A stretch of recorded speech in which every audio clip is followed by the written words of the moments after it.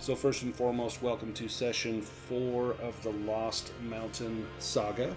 This is the saga of our 5 brave members of the society as we begin to unravel a mystery involving strange green stones. We first saw these stones around the neck of a Danish author, Franzabald Hansen, who asked us to help him in the village of Falun. Franzabald met his untimely end there at the hands of a young girl named Lisa Johansson that seemed to be having issues with her memory, and she was a waitress at the local inn, but it seems as though there is more to her story.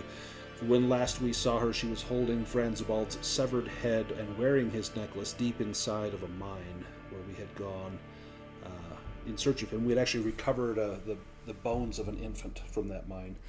Our next mystery was back in Uppsala, where we were invited to the university to partake in a ball where there was going to be a presentation by Sigrid Magnusson of the Svea Mining Corp. And we also had a chance to go to Franzabald's apartment in Uppsala.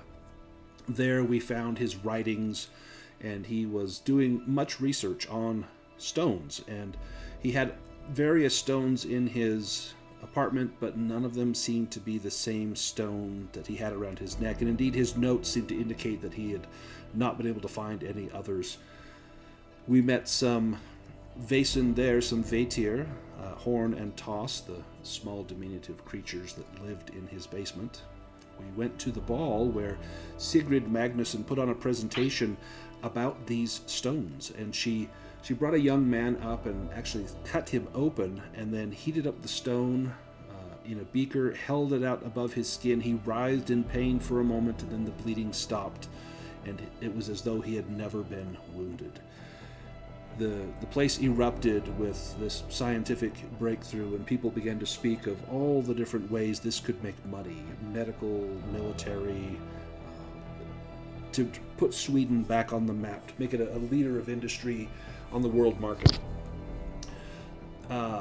Nigel, the butler among us, he happened to witness that same young man collapse in the back of the hall, and he was taken out and taken to the asylum, where we had discovered that the asylum was holding many people that were employees of the Svea Mining Corp, and they had gone quote-unquote crazy or insane, saying that they were seeing things that weren't there. And this sounded suspiciously to us as though they had the sight, although it seemed to be very transitory. They would have it long enough to see perhaps Vaesen or some sort of creature, and then it would vanish, and they would be left ranting and raving about that which they had seen and no one else had.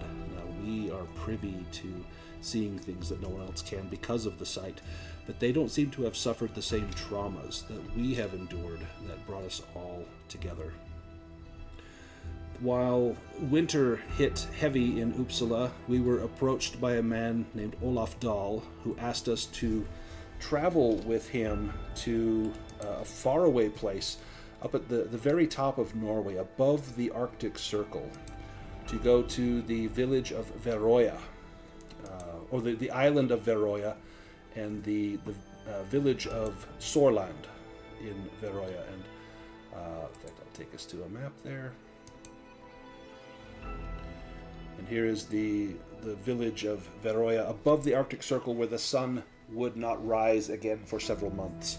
And we spoke with Captain Horak above the ship that took us there, and one day we awoke and the entire sea was frozen. And so we had to usher ourselves across the frozen harbor to Sorland. In fact, Nigel made the trip many times to convey Lord Montgomery on a small sled, and then to go back for his pipe or something that had been forgotten. But once we arrived in Sorland, take us to another map here in Sorland, we began to explore around town, and we saw a few things that were abnormal. First of all, the town seemed deserted. We came here to this harbor originally, and as we traveled into town, it seemed as though there was a large inn in town. I think the inn was either here or up here. I forget, honestly, it doesn't matter. But we also saw what looked like a giant Viking longship up at the top end of the town, perhaps some sort of temple or religious center or historical artifact.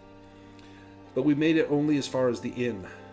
Nary a soul seemed to be in this town. We went into the inn and we saw that there were embers in the fireplace, and there was a neatly piled stack of human limbs that bore signs of cannibalism. And then we were attacked by 5 crazed sailors, most likely members of the first party that had been sent here to find out what was going on. We are, of course, the replacements of those. We put down these 5 men, but not before they issued several warnings. One of them, with his last few dying breaths, he happened to mention that they had been starving and they didn't know if anyone would come for us. Someone mentioned that the devil was calling for them with that terrible song. And then we heard steps up above, footsteps and a dragging foot, and an old weathered face with but a few teeth in it stared down at us from up above while we were leaving the inn rapidly. Of course, Dagmar having been critically injured. We don't need to go into details about how that happened or what was injured, but Dagmar was very seriously wounded. But this toothless smile on this man is burned into your memory as he whispered out, "She's a god, the lady of the cold. Without her, everything breaks, you see. The boy was not pure of heart. We did the ritual as we always do, but the boy was not pure. That is the only explanation. She can see through that. Oh, yes, she can." And he began to laugh maniacally as we fled out into the cold, dark air of Sorland. So let's pick it up there. Many of us still have some injuries. I'm going to actually take us back to the landing page. Dagmar is pretty wounded. Dagmar's got 3 physical conditions and 2 mental. You were just recently broken, but that we were able to get you some healing. But you need a rest.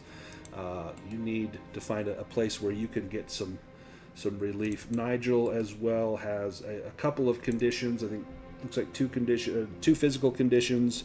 So you're just 2 away from being broken physically. It looks like Freya has 2 mental conditions, 2 more, and you'll be broken mentally. And Ilsa has 1 mental condition. So we're in a sorry state. So where do we go? The inn is clearly not a safe haven for us. We've got those. There's some cabins and boathouses that we passed on the way here, or there's that temple up above. And there's the one where we thought we saw someone behind the window. Yep. Thought we saw someone peering out at us from behind a window. So very likely there's someone there. They didn't try to kill us right away, so that's always a good sign. But do we dare go there? Or where do we go? We need to find a place to rest and to recover. We kind of mentioned it a little bit before, but there's a couple options for recovery to heal. You can. We already did one where you can treat a critical injury, and I think it was Freya that was able to help Dagmar with that, so you were no longer broken. You have a few more options to heal conditions. So to heal physical conditions, you can spend an entire day. Someone can make a medicine roll, and it will heal up to 3 conditions per success. I don't know if we want to spend a whole day doing that. We can also do a scene where you rest. This is the same where you describe a scene together and maybe discuss how you are helping. And this can heal up to 2 conditions, physical or mental. So if we can find at least a safe shelter, we could do a rest scene and hopefully recover some conditions, unless we are disturbed during our rest. So what do we do?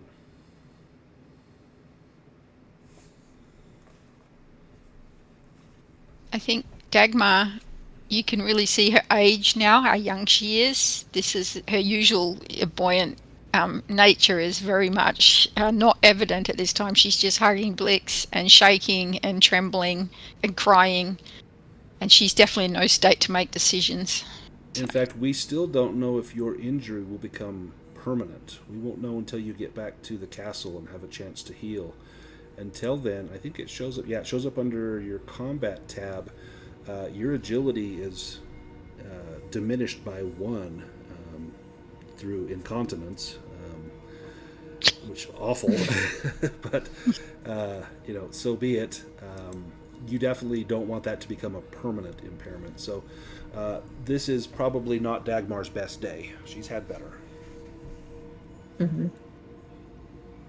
I feel like we should just whatever seems pretty close, It's about 6s. If you want to go to that temple, or you could go to those boathouses where you thought you saw someone, or there's a whole slew of homes in between. You could just, for lack of a better term, break into a house. Or, you could knock and see if there's someone there, but it doesn't seem as though anyone is very inviting. The only people in town you've met tried to kill you or ranted like a crazed man.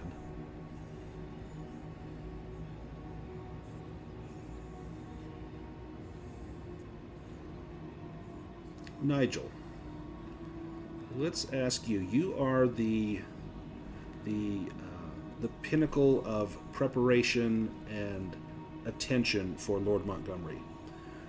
What would you do for your lord at this time? What are his needs? You probably put your own needs, maybe even the needs of the others behind you, and you want to do what's best for Montgomery. What does that entail? Yeah, Nigel taking up the rear as we get away from the inn would probably be ushering the party towards the house. We should board one up. It's ill people out here. And we did fire a gun, and so likely anyone in town would have heard that. So there may be people converging on the inn shortly. How far do you want to go? Not very far. We're all, various states of knackered. It's probably best. Nigel himself is quite exhausted after his various ski trips. Yeah, that's where your conditions came from. Frostbite and threw your back out, just bringing the tea set from the ship. So you could, there's any number of homes. If you want to go a block or 2 away, the blocks are very small, maybe 4 homes in a square kind of thing. You could go find a few homes. If you rap on a few doors, there is no answer. The doors, most of them seem to be locked, but you do find one that is unlocked. Do you take that one, or do you want one that's locked? Well, I've got a gun. If anyone wants to come in, they can certainly try. Mm-hmm. But lock's not super vital. Freya, Yes, we could always barricade the door. Freya, how do you feel about this course of action? Are you in agreement? Yeah, I think the unlocked door sounds easiest, especially with all of us a mess, so. You notice that most of the homes are built to withstand the salty and humid winds of the Atlantic, and the houses are painted brown and made from the wood of fir trees. Several of them have decorative patterns carved into the eaves resembling snow crystals and flakes. If you were to picture like a Christmas village, it looks like a Christmas village. Most of these cabins seem to be empty. There's no smoke coming from chimneys, and it's quite cold. There's no lights from fire or lamps or candles in any of these homes, and it is dark outside. But you do find one that is open. There are runic characters around the door jambs, the lintel of the main door leading into the house. It's written in Old Norse. If maybe Freya, if you want to make a learning roll, I know this was your bane last session, but if you want to make, not take, but make a learning roll, you might be able to interpret that.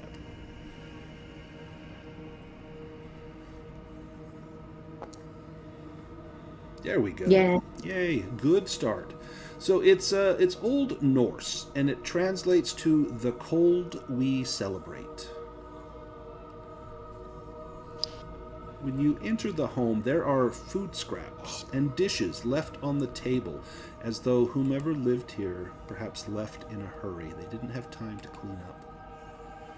The cabin is quite dark and very cold. There's been no heat in here for quite some time. There is a fireplace, a small hearth, and there is some firewood stacked neatly next to it. Nigel, I would assume you would get the fire going. You would try to get this as comfortable as can be, or do you prefer stealth and not want to have smoke rising from the chimney? Stealth went out the window when I fired my revolver. I'm not too worried about stealth. A fire is good, yes. Maybe barricading doors or something. Yes. And do we have Blitz and Blix and Crust with us, or did they stay back on the ship? I don't think Dagmar's hanging on to Blix like grim death at the moment, so he definitely came. What about Crust? Did Crust come with us? Yeah, I think I would have taken him with us. Okay. When we enter this house, and as Nigel is preparing a fire, Crust begins to get very tense. And you see the hair on Crust begin to rise. And Crust is staring at a darkened corner of the house. And there are shadows being cast into that corner. And as the flame, the glow of the flame begins to light, for a moment, Ilsa, it seems as though those shadows are moving. Give me either a logic or empathy roll. You can add 3 to that. This is a fear test for Ilsa. Okay.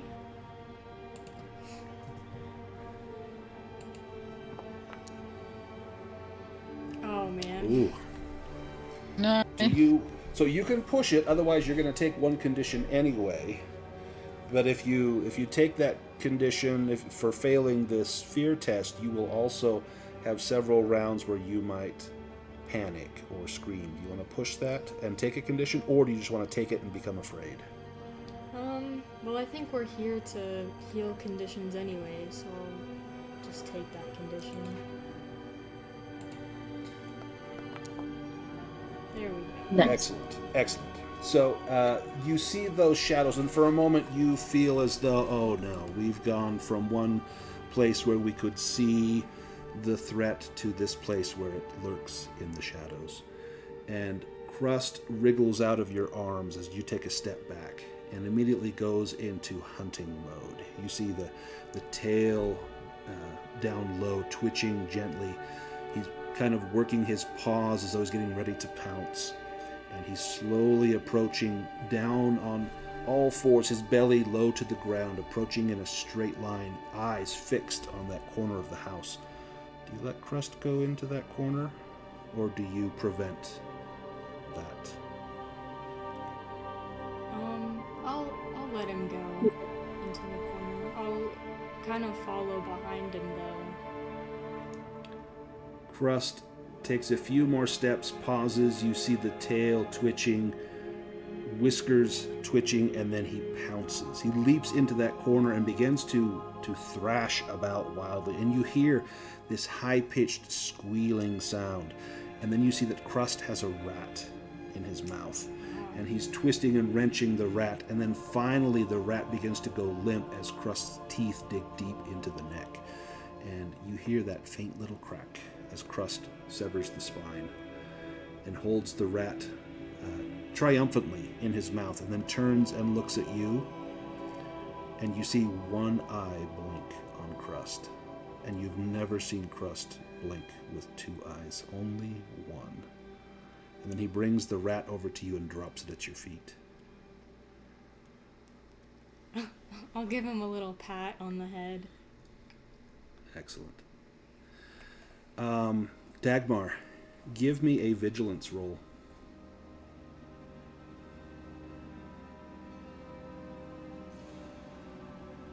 Yeah, she's got. Oh, she can ignore conditions. Oh, perfect.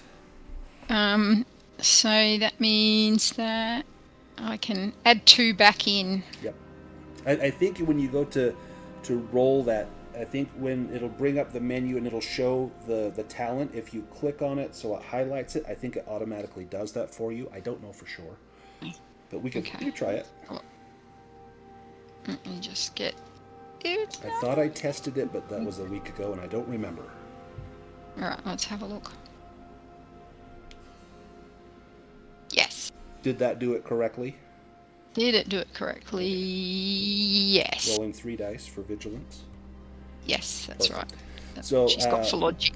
Yeah, absolutely. So that is a success for your vigilance, and you hear a whimper, and it's coming from that same corner, and then you hear a little shushing sound, and it sounds like it's coming from beneath the floorboards. I tell you, there was a little whimper and a little voice, but it didn't sound like a bad person. It's coming from the corner under the floor. Maybe somebody's hiding there.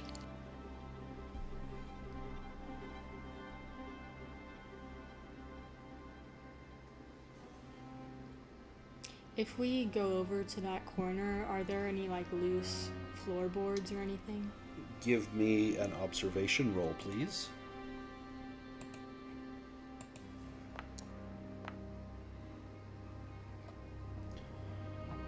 It's hard to tell because Crust has stirred up the dust in that area, pouncing on that rat. You don't see anything, not unless you get down on your hands and knees and really pull on those boards.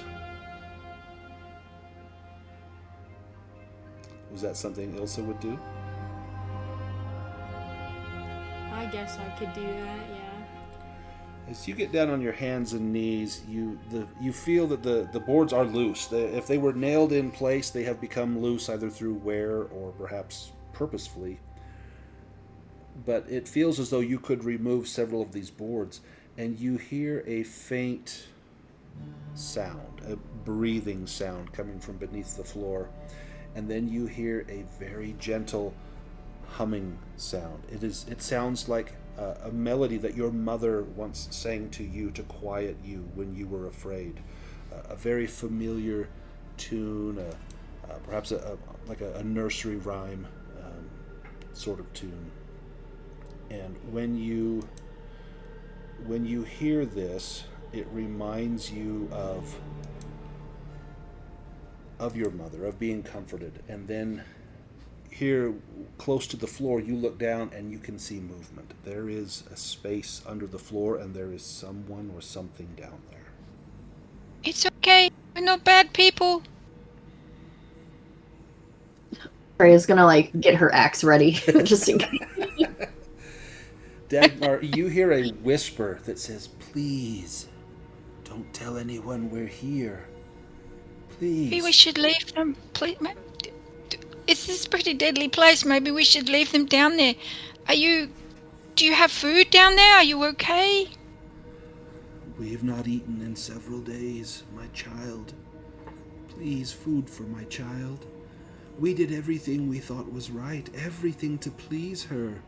But she punished us all, and now they're all gone. Please, I'm so hungry. God. Nigel, some more caviar for my toast, please. Here, throw away this crust. I don't eat the crust. Oh dear.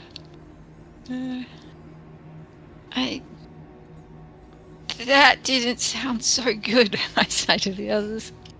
But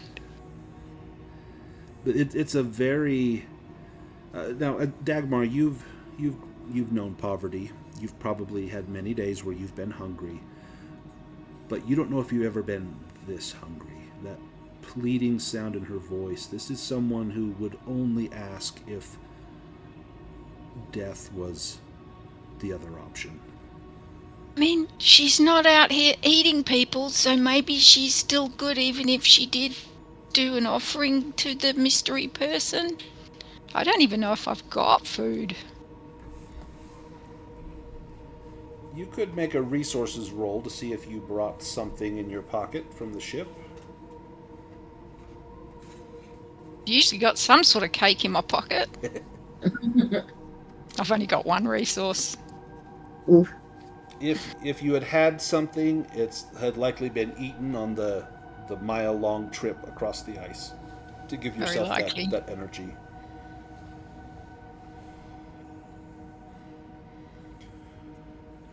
Please, some food. If we give you some food, will you tell us what happened here? Yes. Yes, of course. If we just lift one board up and pass some food down so we can see you and you can see us. Yes. I look around at the others. Do we got any food? One board. Aside from the caviar.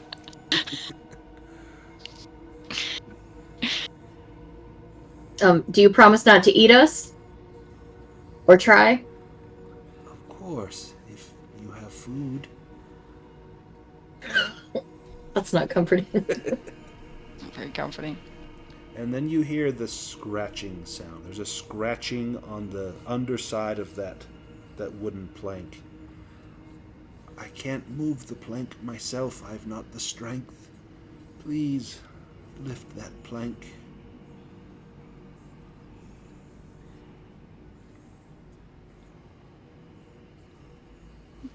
Freya. Nigel. What do we do? Lord Montgomery, can you just stop eating your caviar toast for a minute? Let's just burn the house down and walk away. Can we drop some caviar toast down?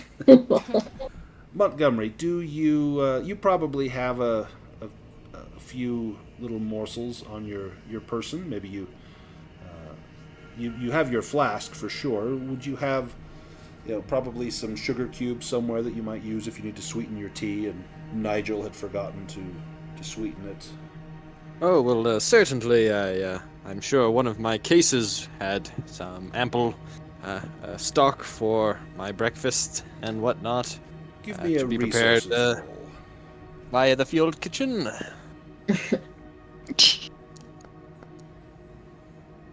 Most unfortunate. Ooh. I will push it. I would like to There we ample go. supplies. Excellent. It makes me angry when I seem to have misplaced my I have to give up food. my stocks, my store of food. You have a boiled egg and a few pieces of cold chicken that have been placed aside for your lunch, as well as some small biscuits to have with your tea. It's all right. It's all very fine. I shall rough it out. I am no stranger to going it without. I will forego my lunch today, and I will supply them with the biscuits and egg and chicken that I have on hand. Who moves the board?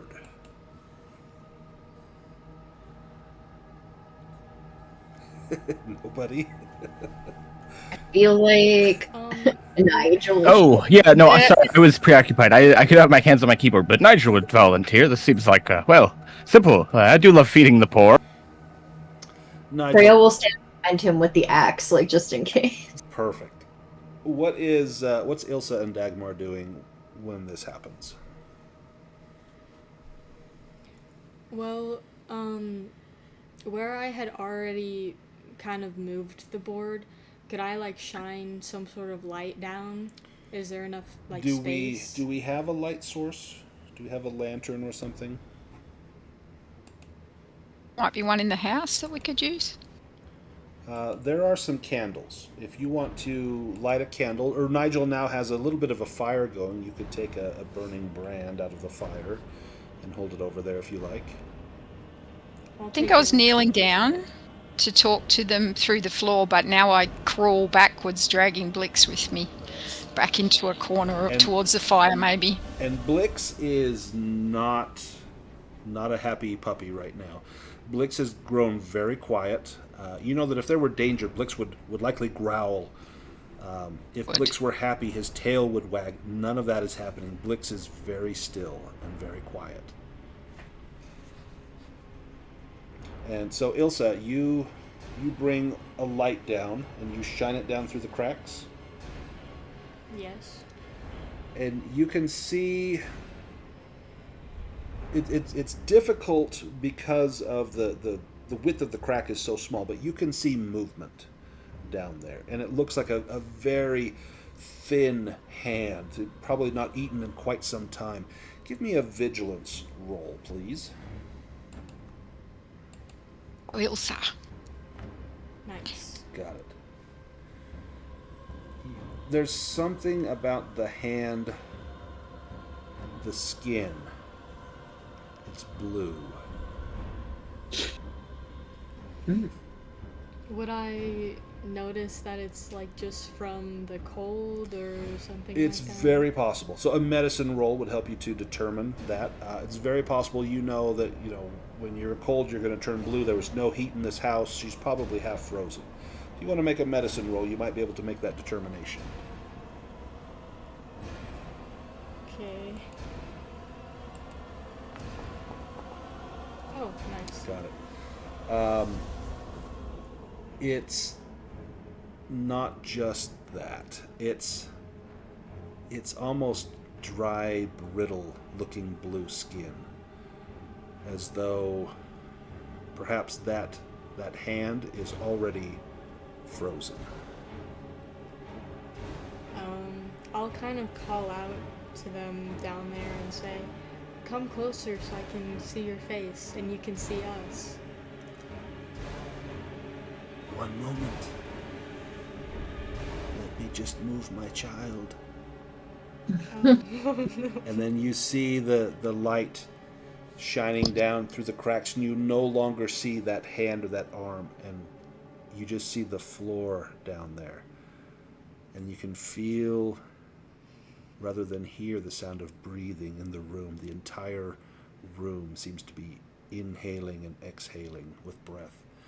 And on a cold day when you breathe, you see the mist, the vapor from your breath.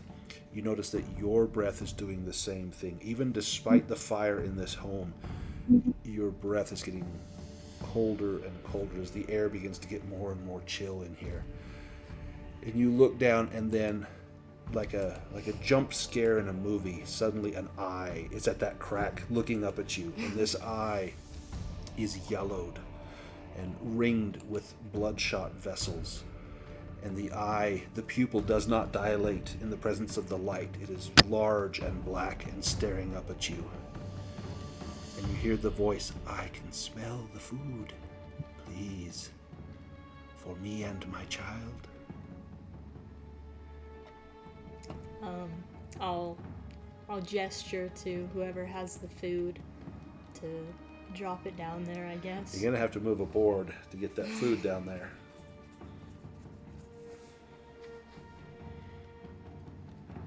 I'll get back up and back away, let whoever is moving the board come close.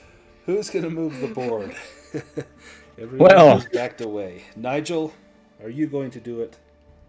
Ooh, I imagine that voice would give anybody pause, but there's some peer pressure. It's funny how I warned everyone. Yeah, somebody could die in this session, so now no one wants to put their hand in the hole. So this is spectacular. Yes, Nigel will move the board. The board comes away easily, as though pulling rotted teeth from an old mouth. It just pulls right out the nails. Isn't that a great metaphor? Brandon. Pulling it straight out, you see a hand rise up through that slat, and it is skeletal, withered, blue. You see crystals of ice all through the skin and flesh as the hand comes up in a grasping, clawing gesture. "Where is the food? I can smell it. I can smell you." Oh. Ew. The food's coming. Yes, here, Nigel will rush to grab it. Kick the food down the hole. Yeah. Do you place some food in her hand? Or do you set it on the floor for her to grab? Just, you could smell it, it's fine. You could find it, surely, and throw it by the hole, but... Or is fun. So you're the kind of person, like if you saw someone panhandling, rather than handing them money, you would throw it into the weeds and say, go get it. If there's an undead skeletal arm panhandling... This is not the same thing. Really creepy hand. You set the food nearby. Maybe you nudge it over with your foot, and the hand, almost as though it can smell the food, you see it stop, and then it slowly turns towards the food, and it reaches down and gently plucks that boiled egg, and it crushes the egg in its hand, boiled egg squirting out between its fingers, and the hand descends down, and you hear this slavering, licking sound that you will recall for the rest of your days as it licks the egg from its hand, the boiled yolk and white, and even the crunch of shells in its mouth as it begins to digest and devour this egg. And then the hand comes up wanting more, and you can see the thick strands of saliva between the fingers as the hand is reaching out for the chicken. Are you guys going to stay in this house? Do you give her more food? Well, I can't skip dinner. I already foregoing my lunch. I think this should suffice. Just give him the egg and you keep the chicken and the biscuits? Drop the board back down. You drop the board down and you hear a voice that says, "Rest now, my love. We don't have to be hungry any longer." And then you hear a clicking sound as the front door locks. Oh. I didn't actually mean that I just joked about dropping the board down. Can I actually use one of my talents right now? Yes, what talent? It's the Sixth Sense. And I can do investigation to see if a Vaesen has been in the area or if magic has been used. Yes. So make an investigation roll. And so you're going to need 2 successes. So one success is just to do the investigation, but if you get an extra success, then you can learn that information. Oh, man. Oh, you got 1 success. So I'm going to give you a little bit of information. There is a Vaesen nearby. You don't know if it's beneath your feet or where, but it's almost as though this entire home, this entire village is touched by a Vaesen. And it's not it's not numerous Vaesen or Vaesi. I don't know what the singular of Vaesen would be. It is one, and a very, very powerful one, and magic has been used. Okay.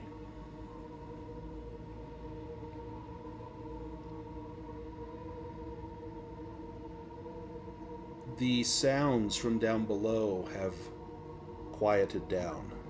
You don't hear the whispers, the breathing. You don't hear the sounds of the infant, the cracking of eggshells in old teeth. Everything has grown still, and the room begins to grow warm as the heat of the fire pushes out the cold.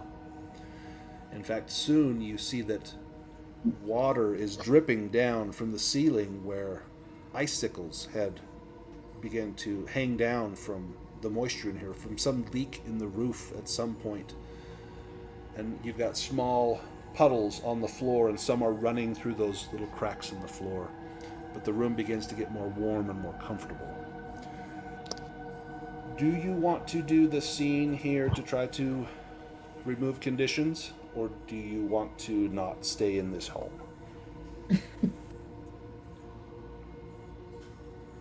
I mean, the fire's going. Fire's going. The weird lady under the floor hasn't talked for a while. Be fine. The door, of course, locked on its own, but my car does the same thing when I walk away. So, you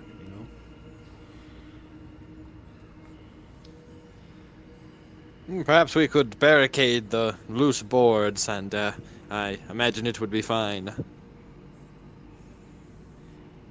Yeah. I mean, if we go to another house, we might have to feed another floor hand. Right? Floor hand. We've already gotten that out of the way. How do you barricade the floor? How do you propose to do that, Montgomery? Well, I will take up a position of command and point out the most heavy objects in the room that would be good to slide over that direction. Everyone looks at you like you're the heaviest object in the room. Oh, no. No, there is perhaps there is an old cabinet in here that would have had some dishes in there. It's probably heavy enough that, you know, certainly an old frail woman couldn't lift that up. She couldn't even lift up the board itself. Do you do that manual labor, or do you, of course, direct Nigel to do that? Well, I wouldn't want Nigel to go without a little assistance, so I will make sure that his path is clear of obstacles. Excellent. Nigel, if you want to do a roll for that, that would be a force roll to try and slide that in place. If you fail, it will probably fall over and crash, and heaven forbid it breaks through the floor. Oh dear. Okay. Yeah, I could theoretically use that talent to ignore penalties, but I only get that once, so I think I'll save that one. Force, was it? Force, please. Yes, well, a little exhausted, but it's good to have something to do. You got it. So it slides and it scrapes along the floor, and you can hear the jostling of porcelain plates in this cabinet as you slide it over that floorboard. And once it's in place, you feel a little more comfortable about your prospects in this home. Let's go ahead and role-play that scene where you help each other through these travails. Let's pick two people. Let's do Montgomery and Nigel first. How do you help one another? What's your conversation about as Nigel, you're trying to help Montgomery get over his angry state, and Montgomery, you are of course trying to help Nigel get over his exhausted and wounded state. We'll start with Montgomery. What would you say to Nigel? Well, Nigel, you've done much for me today. Please, take yourself a seat, and today I will unpack the gramophone and set it up, that I may have some music with my tea. And I will simply comfort Nigel by reminding him of how grateful I am for his continued service, and how expertly done he has been, expert he is at his job. Now, And, Nigel, do you get a lot of praise from Montgomery, or is this uncommon? I think he's definitely more suffusive with his praise when we've both almost died. Yeah, this probably isn't very common. This would definitely help to lift your spirits. What do you say in return to Montgomery?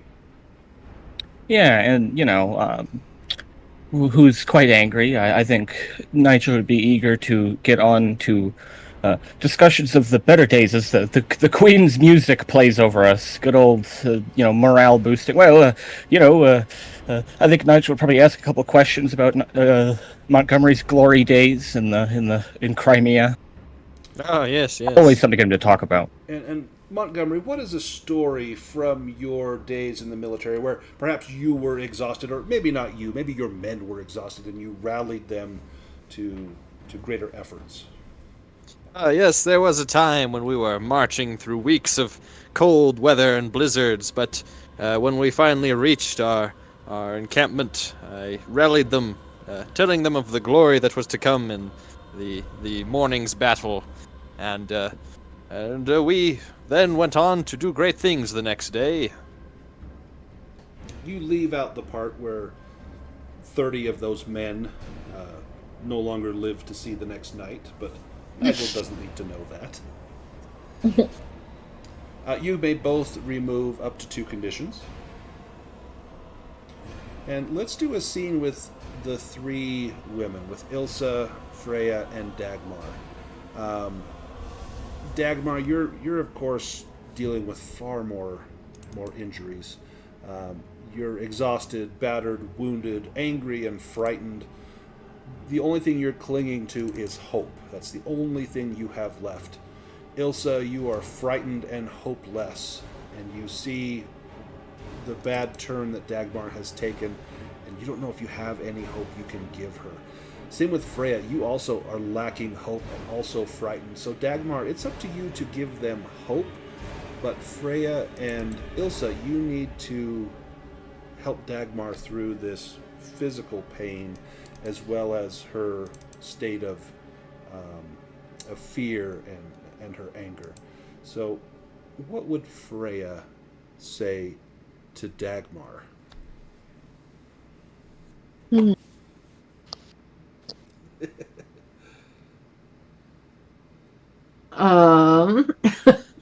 don't know. I think Freya just kind of like sits down next to her. And it's just like, rough day, huh? Rub a little dirt on it. It'll be fine. Yeah. And Dagmar, that is some comic relief that you probably need right now. And I'm sure you let out a little chuckle like, yeah, you have no idea. How do you help to inspire hope into Ilsa and Freya, even though that's the last thing you are still clinging to at the moment? I say, you two have been so kind to me. You're such amazing. You're my, like one day when I'm grown up, I'm going to be like you. I'm going to be like you, Freya. I'm going to learn to use a sword. And Ilsa, I'm going to be like you, and I'm going to learn to use books. And because of you, they're my hopes. So I hope that you can take some heart from how much I admire you and how much you've helped me. And Ilsa, what do you do to help Dagmar? Well, after she says that, I'll say, well, that was very beautiful, Dagmar. I thank you, and I feel so honored to have someone like you look up to me.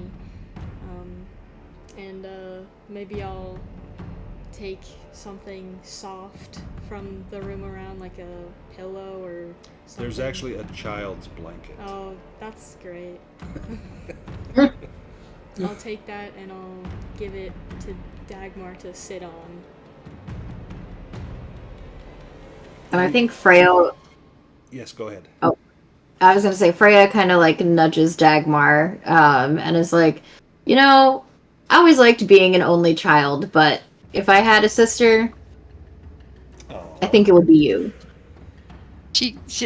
Her eyes fill with tears at that, because that means more to her than anything. Well done.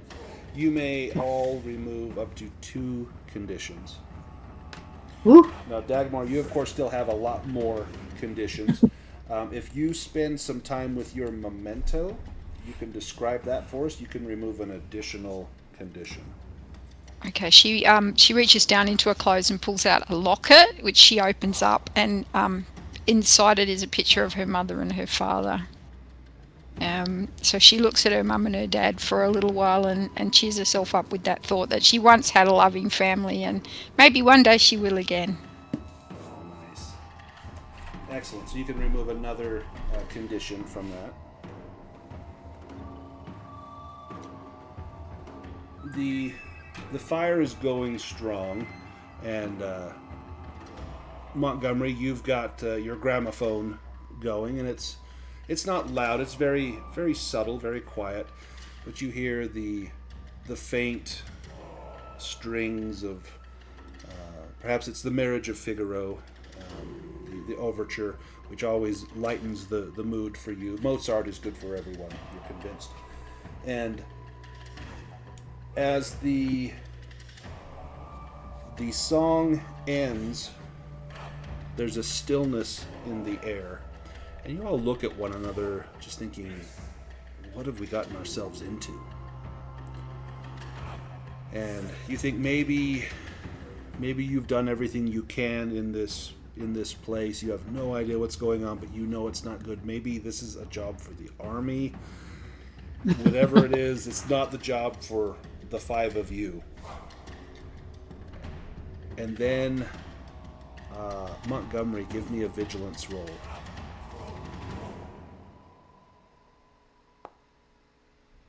It makes sense. I'm likely very near to drifting off as I finish my tea. You don't hear the footsteps outside crunching in the snow. But the quiet stillness of the scene as the music ends is broken by a loud knocking sound on your door.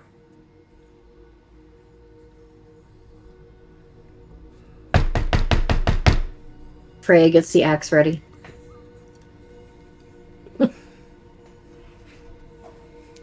Is there like a window that we can go to look out of? There is. It's got the curtains drawn. You'd have to open the curtains. Can I open it just very, very slightly? Or Give me a stealth roll if you're trying to be very subtle. I'm pretty stealthy, so nice. Nice. You Yay. reach your hand up and you gently move the curtain. And you peek out. You can't quite see the door from here. You know you've got to move more. So you peel the curtain back and you press your face up against that cold glass.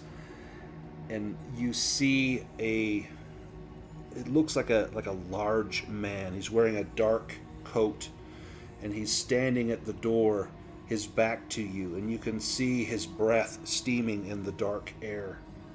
And he pounds again. Let me in. We're in trouble. And you recognize the voice of Captain Harrock from the ship.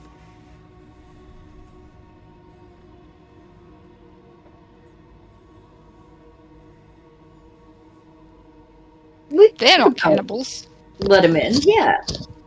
Before we let him in, do I notice if there's something like off about him? That sounds like a vigilance roll right there. Or, sorry, observation roll. Uh-oh. Nope, you don't notice anything off about him at all. No. Nigel, great. we wouldn't want to be rude hosts. Perhaps we shall get the port and cigars ready. And I will speak with the captain.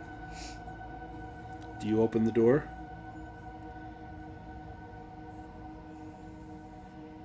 I mean, nothing seems wrong about him, so Nope. I guess. Unless you want to push your observation roll. But you don't have to. Freya can open it and hold the axe at the same time. As you ease the door open, he pushes through in almost an explosive rush to get into the room, nearly bowling you over. No. And he comes in and puts his back against the door, slamming it shut, and he's panting and breathing heavily. There's something out there. There's something about the cold. There's something large. I thought it was a ship, but that didn't make any sense. The sea is frozen. It's so dark I can barely see my left hand. Anyway, my men are setting up a camp near the docks. You're welcome to stay with us, but it's much warmer here. Although, there seems to be something wrong with your fire. And that's when you notice that the flames in the fireplace have suddenly turned small and blue, barely radiating any heat. Everyone can see the steam of their breath as the temperature rapidly falls. Suddenly a loud peal of thunder sounds in the distance. Then another, and another, and another. Drawing close.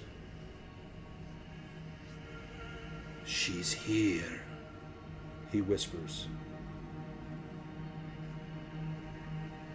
What do you know about she?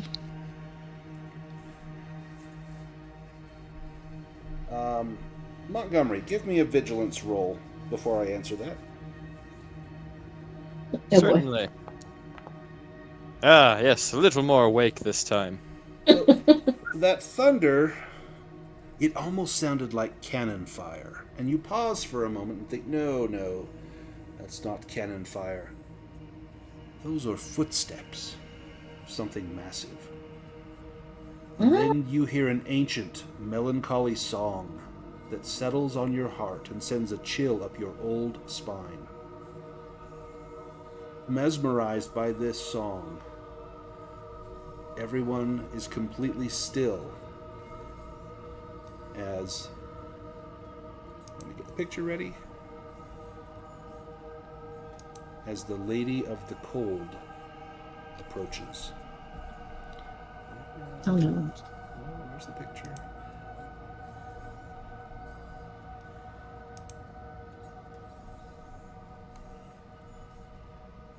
Oh, shoot.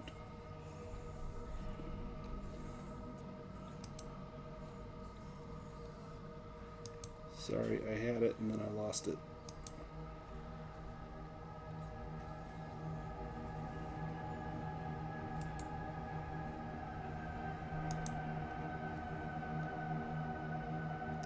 That's not that one. This one. Right there. You see a massive form. It's an incredibly tall woman. This is a giant. Oh boy. This is an old being who has roamed the northern parts of Norway for hundreds of years. Standing taller than a building, she is dressed in translucent fabric that seems to flow around her slender body. Her white hair cascades like a waterfall from her head to the ground. Her eyes are completely white and her lips are blue. The lady is possessed of an unearthly beauty and a voice that is at once sweet and terrible. A most pleasant and ethereal sound her voice carries for miles and is unlike any voice on land. But with it comes the cold. I need Sigrid? everyone to make a stealth roll. Is she Sigrid? It does not look like Sigrid. Okay.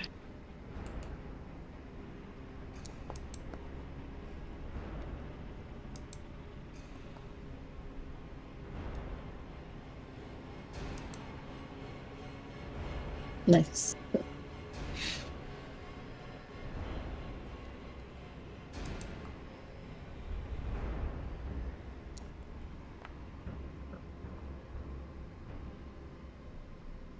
So, let's see. Oh, here's the picture I was looking for. Oh, Right there. that's worse. Uh-huh. So it looks like just Dagmar and Nigel made it. Oh, I failed twice. Oh, you failed. Oh, never mind. Yeah, you failed. Freya made it. So Freya and Nigel. Montgomery, Ilsa, and Dagmar.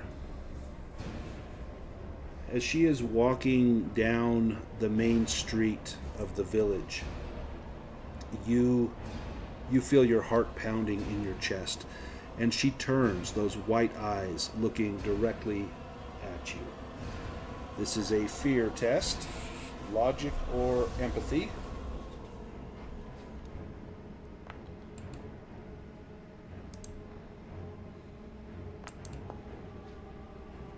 And sorry, but before you roll those, you're going to add 3 to that roll. I'm sorry. So go. You can if you passed, you're fine. If you didn't pass, you can re-roll that.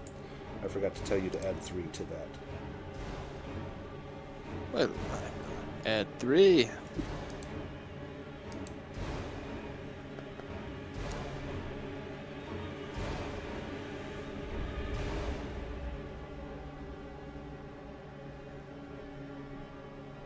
Dagmar, Ilsa, Montgomery, and Oh, is everybody rolling or just those three? sorry, yeah, just those 3 are rolling. Those that made the the stealth roll are okay. Let's see. And let's see. Ilsa, was that with the bonus 3? No, that was without. Okay, let me have you, Dagmar and Ilsa, roll 3 dice. You can just type /R space 3d6. You actually need 2 successes to not be afraid of the Lady of the Cold. Sorry, that was /R space 6? Space 2d6. Okay.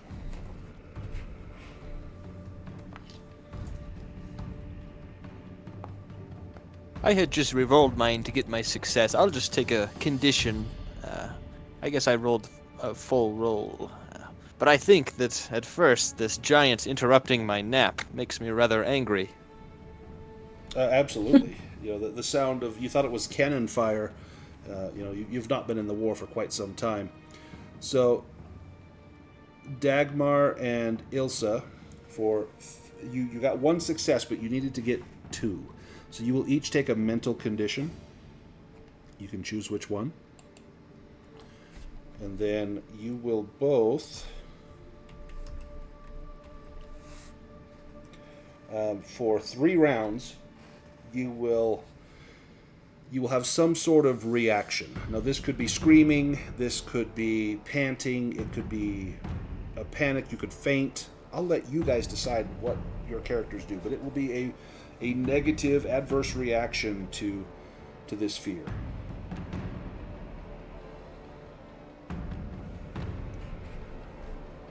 I think Dagmar grabs up Blix again and just retreats right to the back of that room.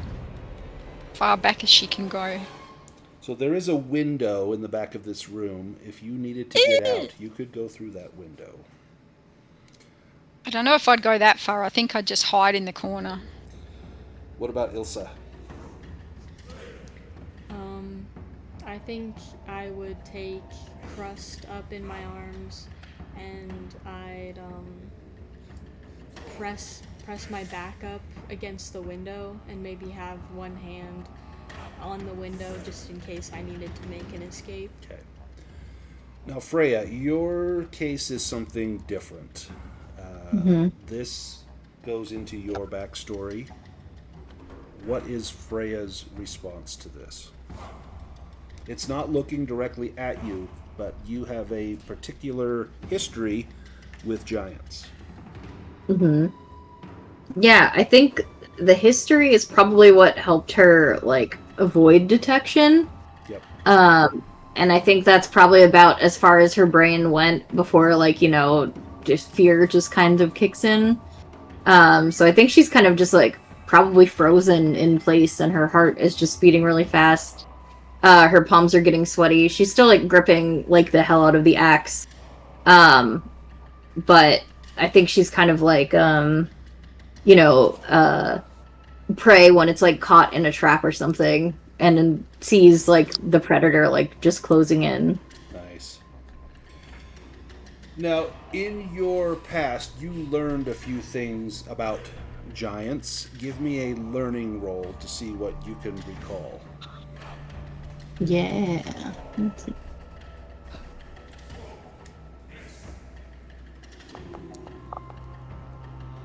Oh, excellent. Boy, you are rocking them now. Yeah, now I can learn. So, I don't know if you have shared your trauma, your past, but after you witnessed what happened, you have a distinct memory of the sound of church bells ringing, and that is what frightened off the giant, or so you think, that hearing that sound, the giant fled. You know that giants, they're ancient creatures that have been in Scandinavia long before humans, and that they abhor organized religion. They follow the old gods, the gods of earth and sky, and organized religion is like their kryptonite, and that the sound of those church bells drove it away, and you know that is their weakness.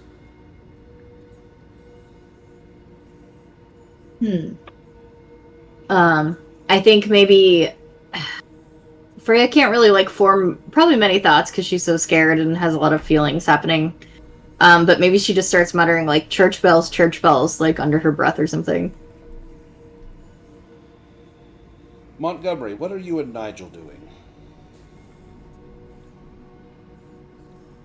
Well, Montgomery was a little slow to get up and into cover, but I think he's overcome his initial bout of fear, and he's now contemplating what should be done.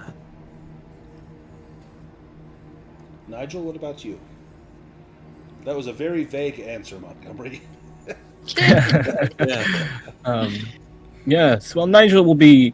I don't know quite where he's covering himself, but Nigel will be like, get down, Mr. Presidenting Lord Montgomery. But, just like trying to cover him. Montgomery's getting dust on his knees. Yes, careful, I don't want to crease this suit. Captain Horik has a look of absolute hopelessness on his face. And he's standing in the room just trembling. He says, we are not equipped. We cannot deal with this. We are not safe here. And you hear those stomping sounds getting closer as though she is nearing the home that you're in.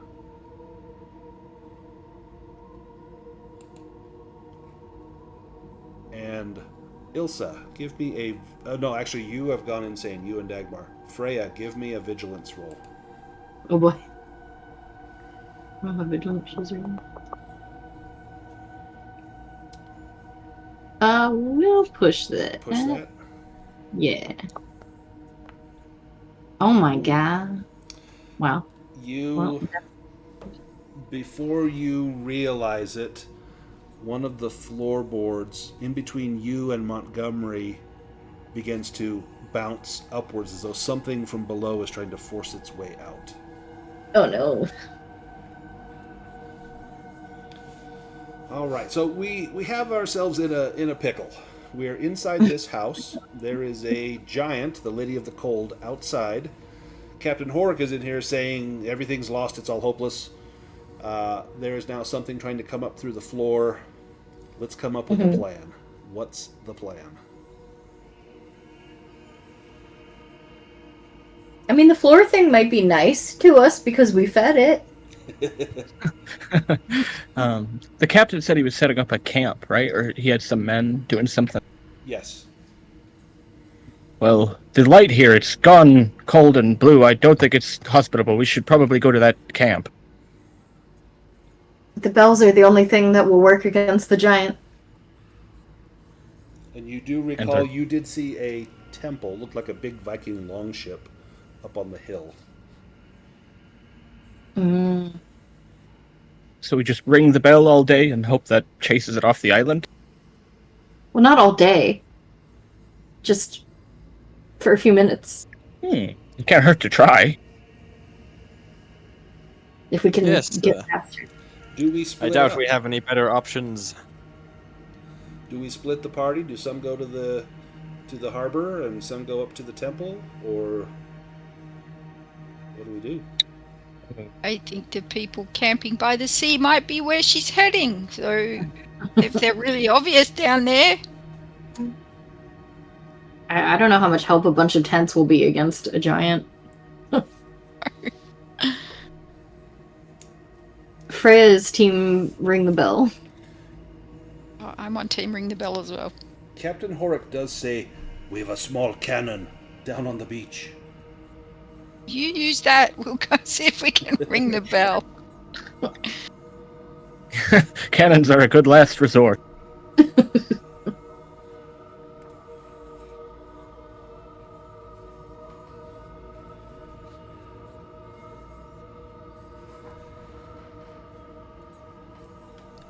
So head to the temple. Well, yes, shall we escape out the back window? Perhaps that would be the best way not to be seen.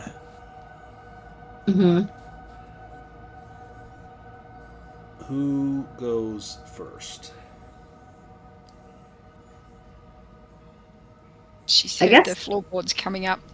Yep. Yeah, In fact, now you Freya. see multiple boards bouncing up and down, and one is jutting up about maybe a centimeter, maybe a half an inch, jutting up above the ground as though those nails are being forced up and out.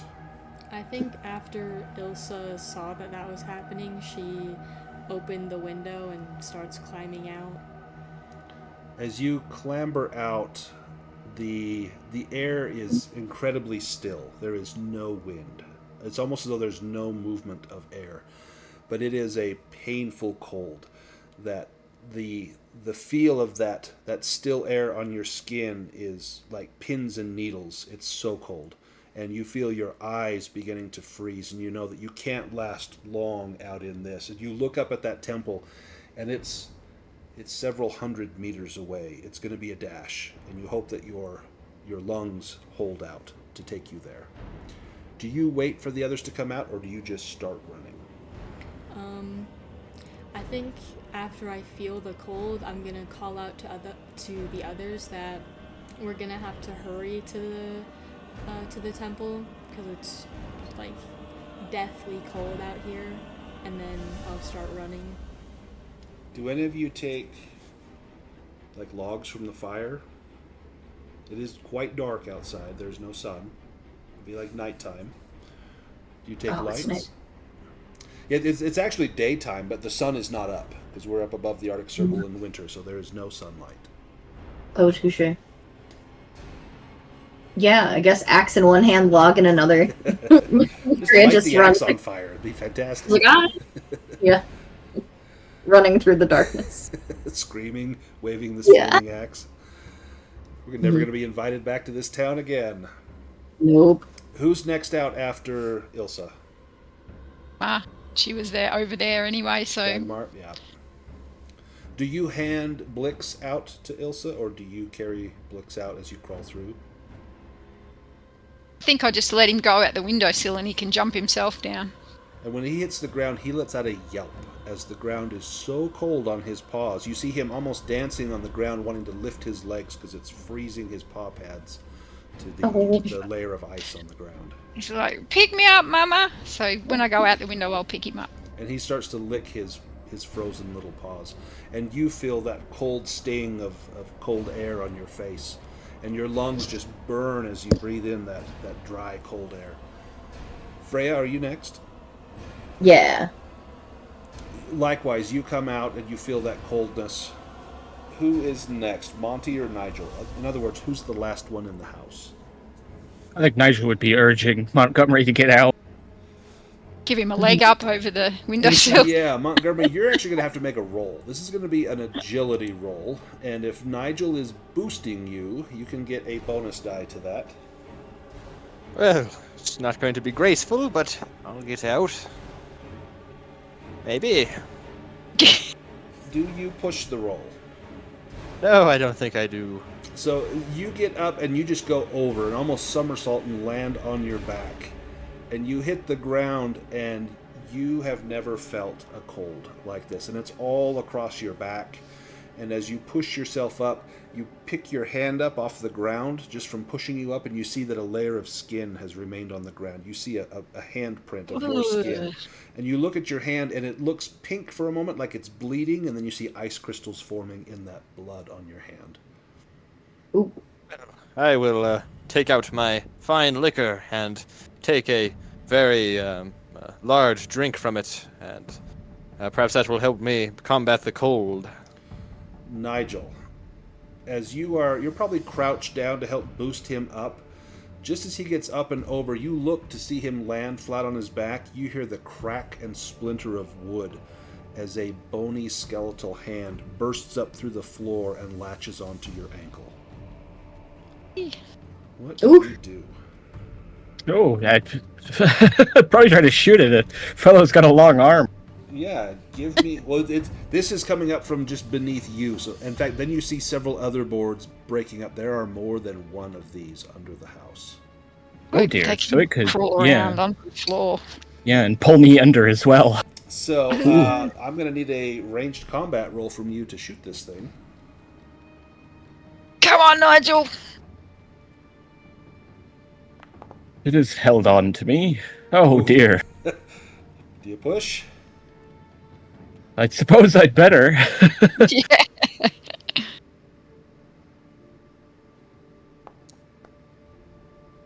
There you go. So it actually rakes its nails down your calf, ripping your trousers clear through your sock suspenders and into your socks. And you know that's going to be a lot of work to repair the fabric, let alone your skin.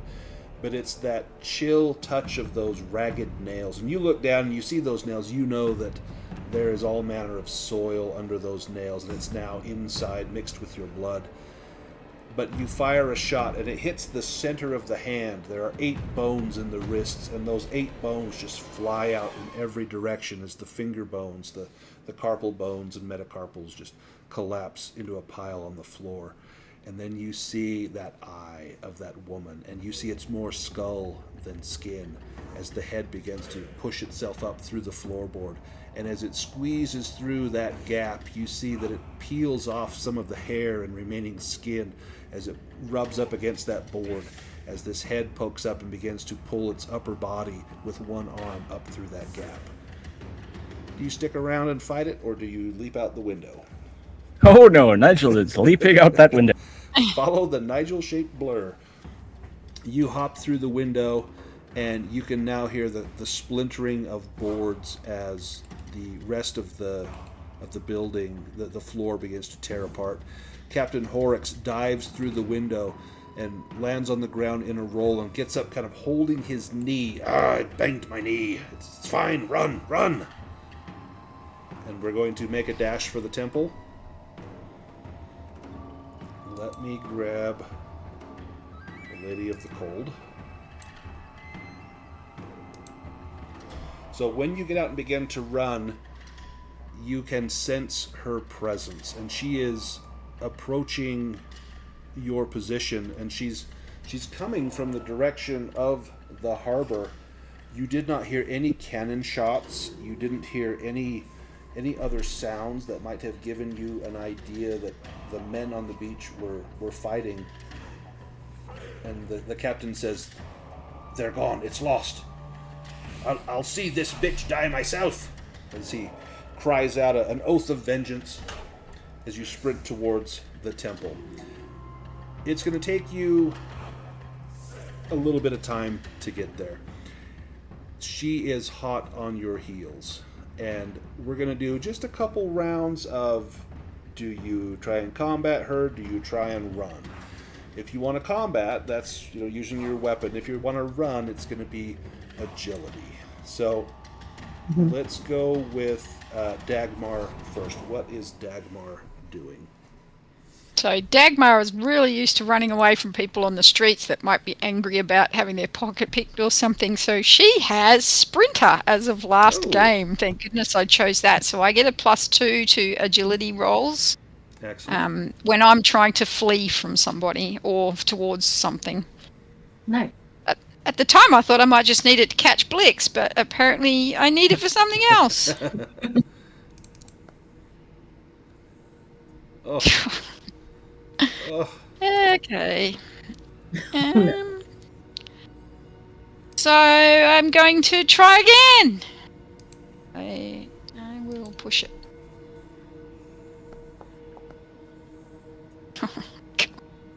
Oh my goodness. So as you're running, it's the cold. You've been cold before, but this is some unnatural cold. You begin to sprint, and you distance yourself from the rest of the group, and then you realize that there's safety in numbers, and so you purposefully slow yourself down, but you're slipping and sliding on the slick cobbles of the street here. You're not able to get that speed that you had hoped for. I'm carrying Blix as well. Yeah, and you're carrying, and you don't want him to hit the ground because that was painful for him, and you only hope that your shoes will hold up until you get to the temple. Ilsa, how about yourself? I would definitely be running away. I would not stay to fight. Okay, give me an agility roll.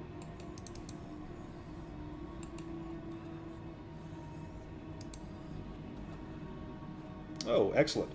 So you managed to get up past Dagmar, and you maybe even reach out a hand to steady her as she's starting to slip, and you can see that she's still not doing well. She's had a very rough day. She's currently burdened with 3 physical conditions, 2 mental conditions.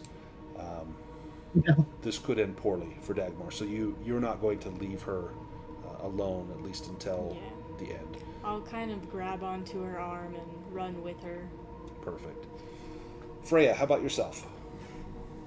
Oh, she's definitely running. Nice. It'll be an She's- agility roll. Not trying to fight this. Whew. Nice. And you catch up with the others, and you are able to... I'm going to put Captain Hork down here. You're able to meet up with them, and maybe the 3 of you, arms around one another, pulling each other up the road towards that temple. Mm-hmm. Lord Montgomery, you are not the most spry and agile of folk. Oh. No. Well, could I take another drink from my bottle? And perhaps Lord Montgomery has nearly finished it off, and now he is no longer in this little town. In his mind, he's in the fields of Crimea. Ooh, I like And that. yes, he's shouting in madness, "Oh, Nigel, we must get to the top of the hill. The Russian Empire's brought a giant. We need to rally the cavalry." And perhaps that could inspire him to run faster. I like it. Add a bonus die.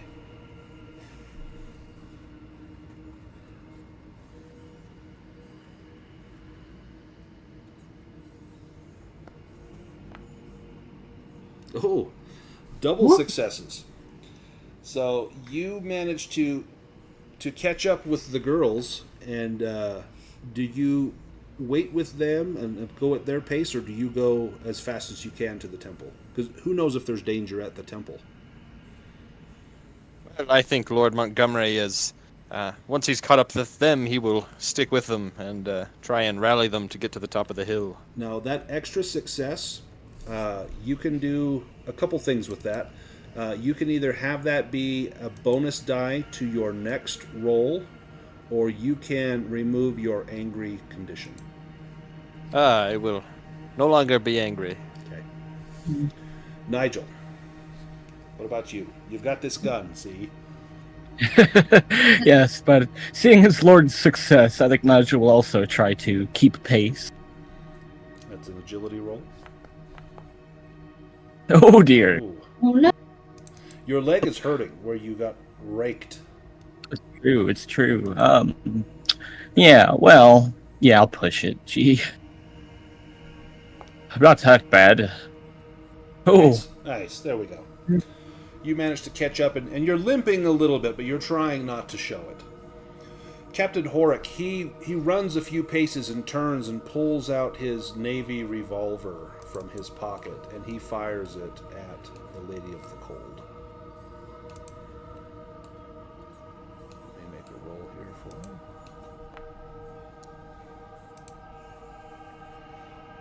And hits. She has armor. She has thick skin. She will get an armor roll. If she gets 1 success, it will cancel out his success here. Ooh. Let's see if it'll roll that.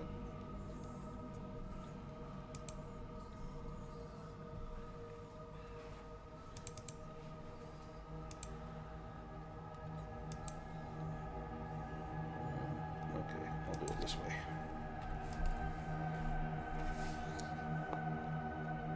Oh, that's not 1. Sorry.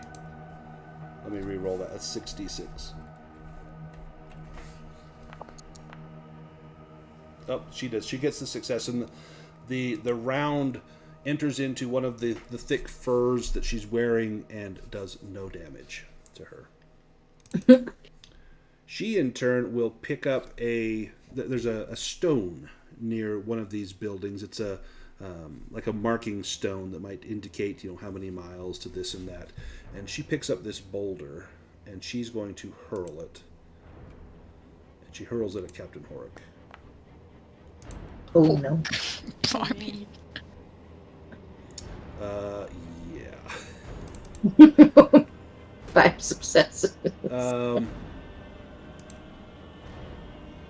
Captain Horick is crushed under this boulder. It hits him, and you hear the crack of stone on bone as his body is pulverized. It leaves about a 3-meter long smear on the icy cobblestones as the boulder hits him, mashes him into pulp, and then grinds him across that slick surface. And she continues to stomp towards you all. Let's go back to Dagmar. Okay. Back to agility check again? Yes, unless you want to turn and fight.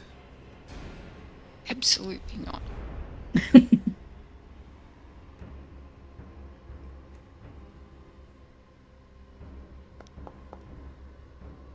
Oh, excellent. So you can use that extra success to either remove a mental condition, or you can have it as a bonus on your next die roll. I think I'll remove a condition. Okay. Ilsa, you're up. I will keep running. Nice. Yes. You're able to do it. Freya, how about yourself? Still running. Oh no. We're gonna push that. Yes. Montgomery. Exhausted. Alright, I will draw out my sword and use it to stick into the ice to pull myself along. Ooh, I like that idea. Give yourself a bonus die.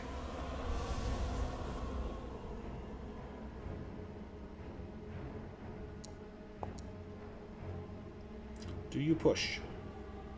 Very well. I will. No. I'm getting exhausted all this running. Yeah, you're struggling to keep up. Nigel. This is a difficult choice. You can see that Lord Montgomery is not keeping up with Freya, Ilsa, and Dagmar. What do you do? Yeah, I think he would take, probably, get, I don't know, the middle of the track, and yeah, he'd take a shot at the giant. Shouting all the while, he's not a hero, but equally, this thing has to be distracted. Yeah, give me a shot. Oh no, Nigel! I know.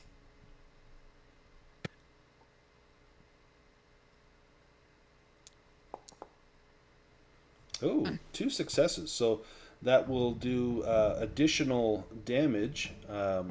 She has a chance to do an agility roll. It's body control for Vaesen. Try and eliminate. Nope, she does not. So she will take the damage. I think your pistol. Does it say how much damage it does? Let me look. 2 damage 2. So that will actually do 3 damage with your extra success. So let me give her an armor roll. That is 66.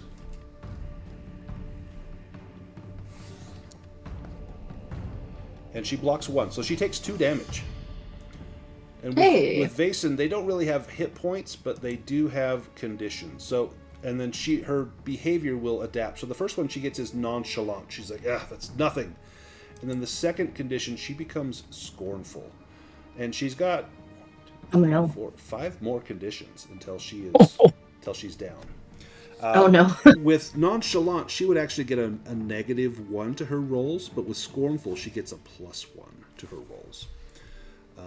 It's her turn now, and she is going to charge up towards Nigel and Montgomery, and she's going to slam a huge fist down on the ground, trying to crush the 2 of you. Let's see if I can get this to work here. There we go. Oh, God. Oh, man. Woo! Okay, so the 2 of you get to make agility rolls to try and dodge out of the way. Or if you want to do close combat, if you have a weapon in hand, you can do a close combat roll to try and mitigate some of this damage. It'll have to be agility. I will use that robust now. There you Well, close combat would be best. I'm a little better. Ah, Oh no. Oh no.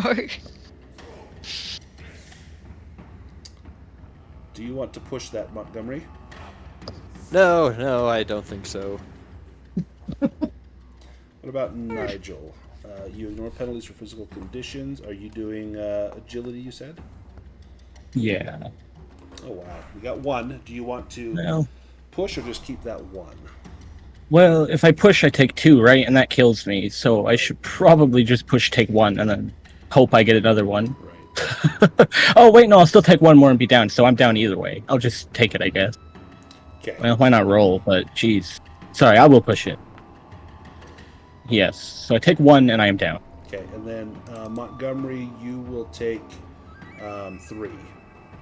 I am also You're down. also broken. Okay, so let's roll physical criticals for the 2 of you. There is a table for that. So this will be for first roll. This is for Montgomery.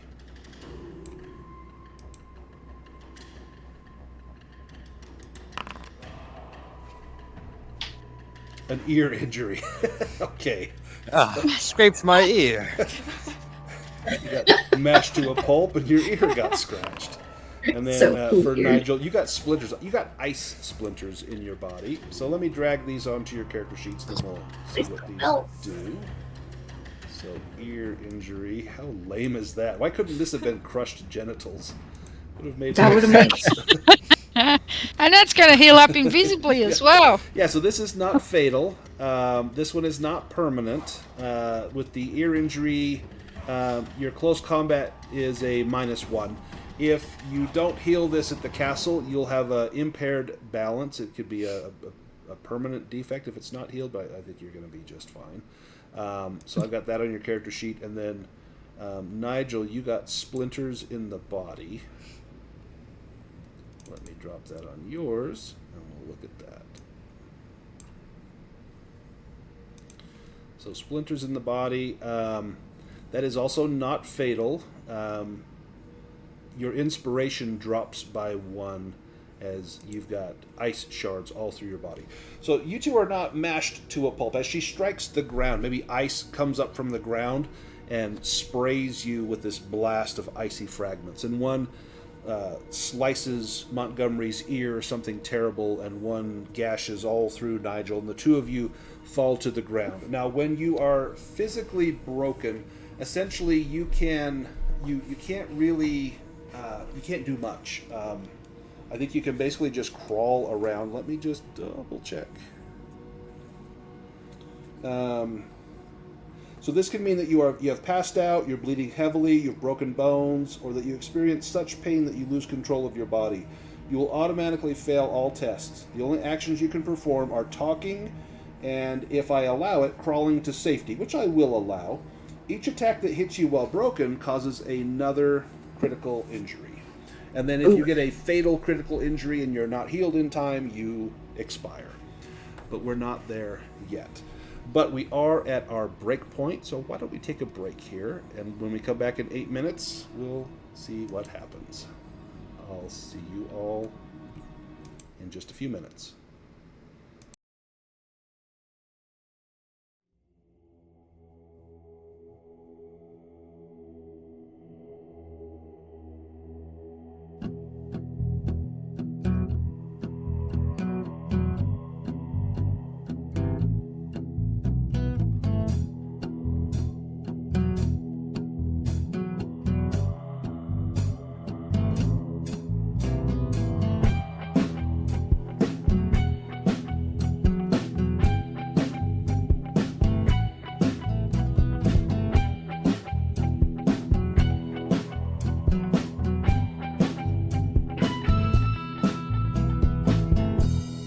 Two-handed sword, I'm headed to the mountains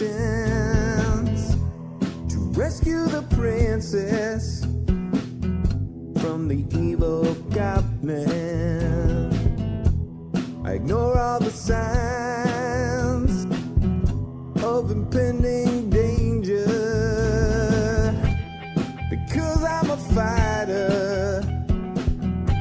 not some crappy ranger. 47 hit points and a high dexterity. 17 for strength.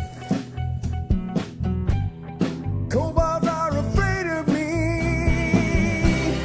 Crafted from numbers on living paper. I escape from the mundane to a medieval caper. While in real life, my fate is unspoken.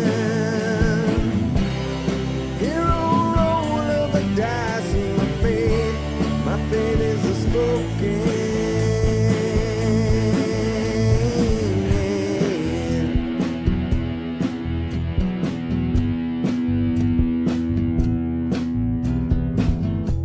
I locate the lair, but it doesn't make much sense to me. I think that the DM might be out to get me. A hero in armor and truth. Bards tell my legacy. The flame of my torch illuminates the enemy. Again in the battle, you win foes asunder. Deeper I venture, the deeper I wonder. The bodies pile up before me, the corpses I plunder. The deeper I venture, the deeper I wonder. Crafted from numbers on living paper. I skip from the mundane to a medieval caper. And while in real life, my fate is unspoken. Hero roll of the dice, and my fate is unspoken.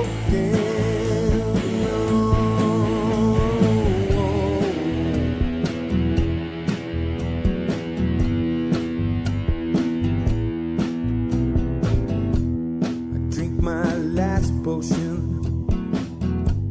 I charge through the open gate. The flame of the dragon tried to seal my awful fate. With a handful of dice, 5 times I roll 20. The dragon goes down. The DM no bloody. I leave with the princess, a satchel chock full of gold. We head to the tavern, where my mighty tale unfolds.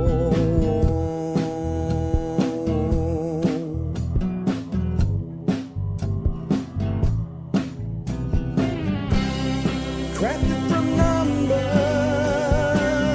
on living paper.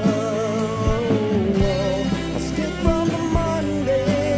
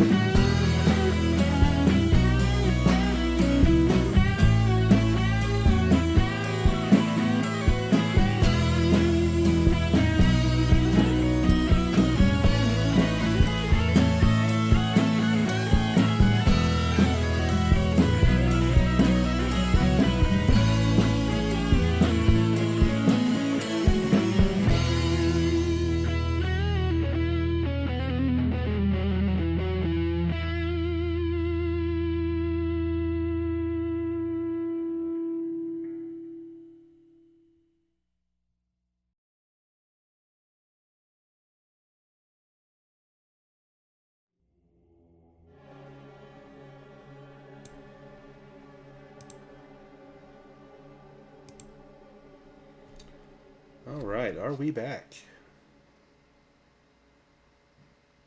Yep, Oh, yep, I'm here. There's Tina. Luke, are you here? You're unmuted. Yeah, I'm here. Excellent. And Henrik, are you here? Yes, I'm here. Perfect. We just need, and I've got Miss Pick sitting next to me, so I can vouch for her. How about Alex? Are you back, Alex? She is still muted. Yes. Oh, there we are. Excellent. So hopefully that wasn't a depressing intermission for you all. We are definitely in a hole here. Where we left off, she had just slammed down this giant fist. Nigel was impaled by splinters of ice.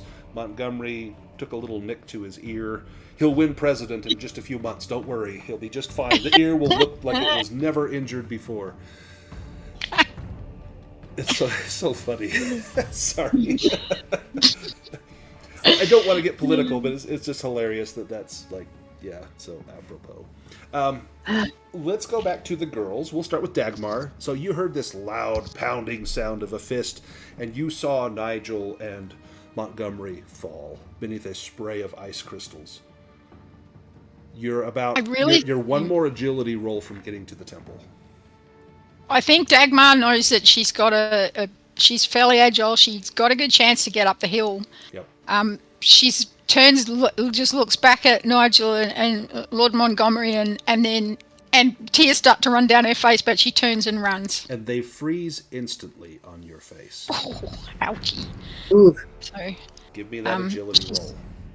And you get a bonus from seeing Montgomery and Nigel fall. That spurns you on to greater levels of effort.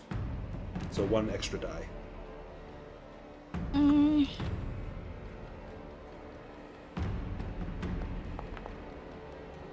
Got it. Excellent.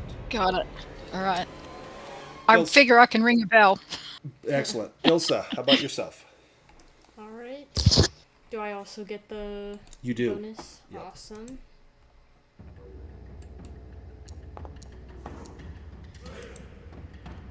Excellent. Nice. And Freya.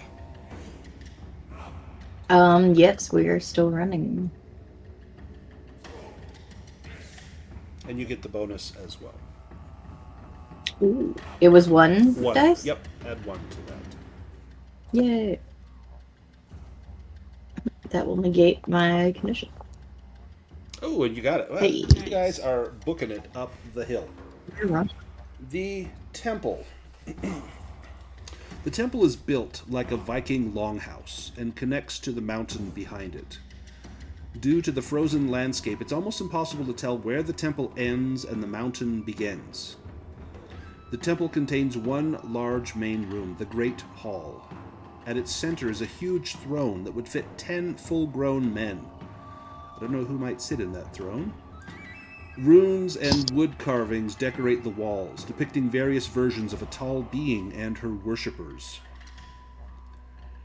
The drawings on the wall all depict the same thing, that this being is related to the seasons. One image shows clearly how she brings with her the cold and leaves a warm, lush landscape behind when spring arrives. Based on the drawings, the Lady of the Cold and her worshippers seem to live in a relatively peaceful symbiosis, and experts on Vaesen, yourselves, know that this is quite common. Vaesens and humans have been able to coexist since the very beginning of time.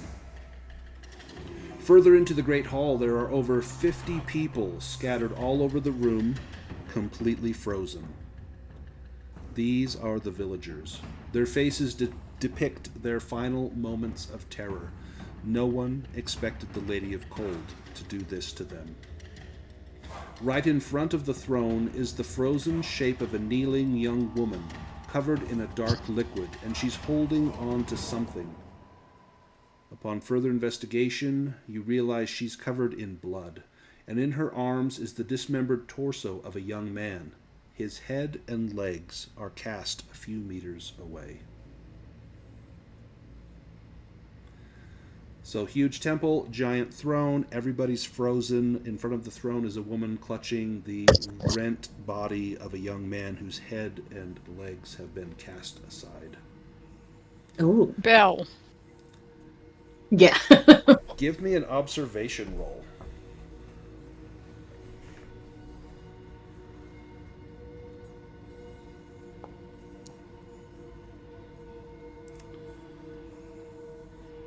Dagmar, when you arrived, there was no bell tower. This does not look like a Christian church.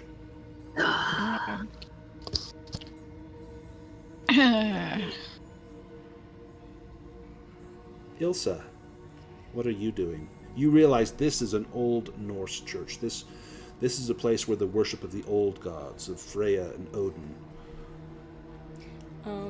I'll turn to Freya and I'll say, Freya, there's no bells. What do we do? What do we need to do?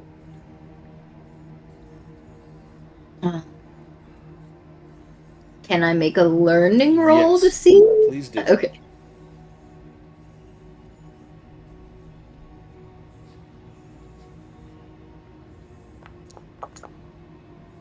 Excellent. Yeah. So your experience was that the bells of that Christian church frightened off that giant. Mhm. But through perhaps some research into Vaesen that you've done ever since that moment as you developed the site and joined the society, it's any Christian religious symbol or icon. The bells, the cross, anything Christian. That's what drove out the old gods from this land, was replaced with Christianity. And those signs and those sounds, those are abhorrent to giant kind. There is none of that here in this temple.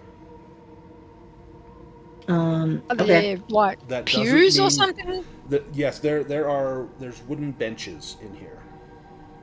But they don't look like pews, they look like the seats you would find on a Viking longboat. Could we tie two together to look like a cross and march back down the hill? Absolutely. That is going to be a roll. That's going to be an inspiration roll. Amazing.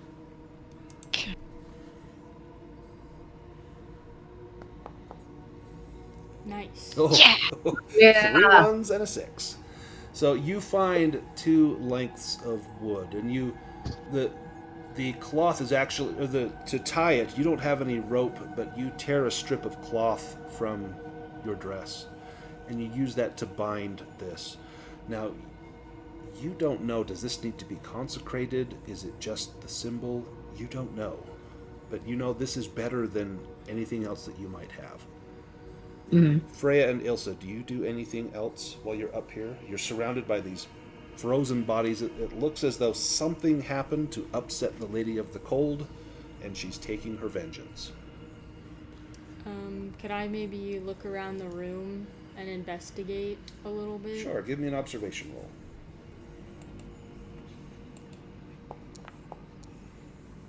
Nice. So as you're looking around, you look at that young woman holding that decapitated and dismembered body, and you remember what that crazy old man at the inn said. He said, "The boy was not pure of heart. We did the ritual as we always do, but the boy was not pure," and that she could see through that. And so you think that that must have been the catalyst. There must be something to this story that you don't know, and whether you need to know it, you don't know that it matters, but whatever happened here, whatever sacrifice was meant to take place, was done incorrectly.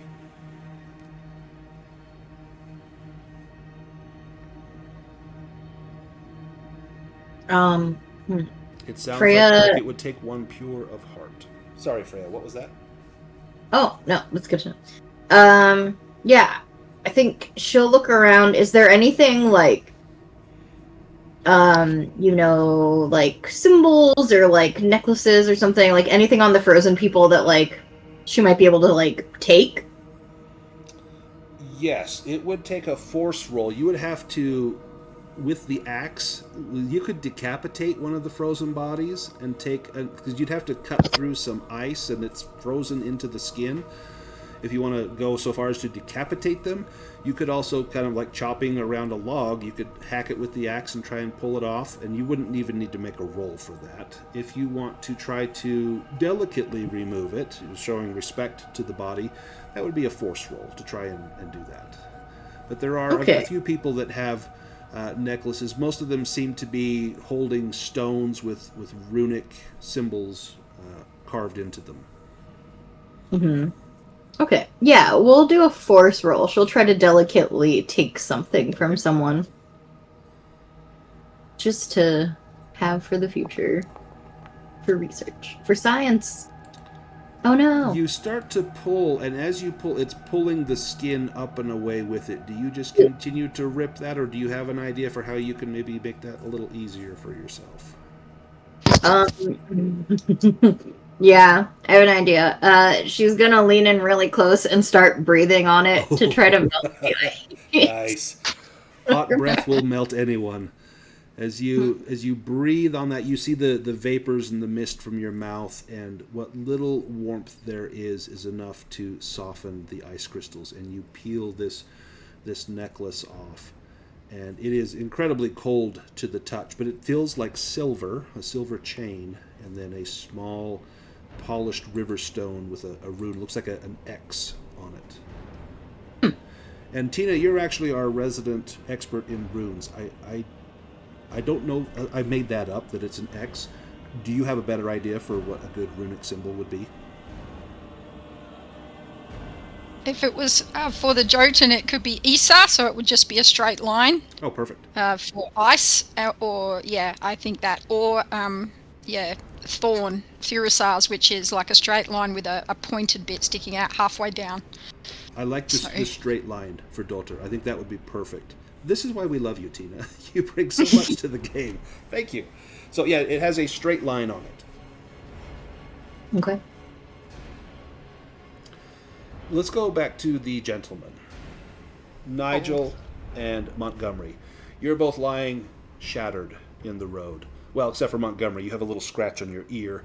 But your pants have ripped. Ear. You've ripped the seat of your pants, and you don't even dare get up because, the humiliation. But what do you do here? As you see the lady look at you with faint disdain, seeing you crushed on the sidewalk, and she just steps over you and continues towards the temple. Perhaps we could do a recovery scene. In what way? Is there a way to, rally? I don't know what the would be at Vaesen. So, the only real way is to do that where you spend a scene describing something together. You can't do, medicine checks on each other, but that is, I think, it's not explicit in the rules, but I think that fits perfect with the story, is you realize your number's up, and, we want to go out on the level. And so you start to speak to one another and can rally those two conditions. That's not supposed to fix broken, but I think story-wise, I think that is spectacular. So why don't we do that, and that can fix broken for both of you. So have this little scene. Montgomery, what do you say to Nigel? Well, Montgomery pats his coat pocket and pulls out his flask. Well, Nigel, old chap, I believe we've come to the end. I've only taken a small gash to the ear. Let me see if I can patch you up. And he'll pull out his silken handkerchief that Nigel had retrieved for him and try and patch up some of his splinters. Say, Nigel, perhaps we should go out in a more better way befitting gentlemen. And deep down, I may be a coward, but you, sir, have no shortage of bravery. Would you join me as we will make to the beach? The captain said he had a cannon. Perhaps we can fight this foe and go out more fittingly.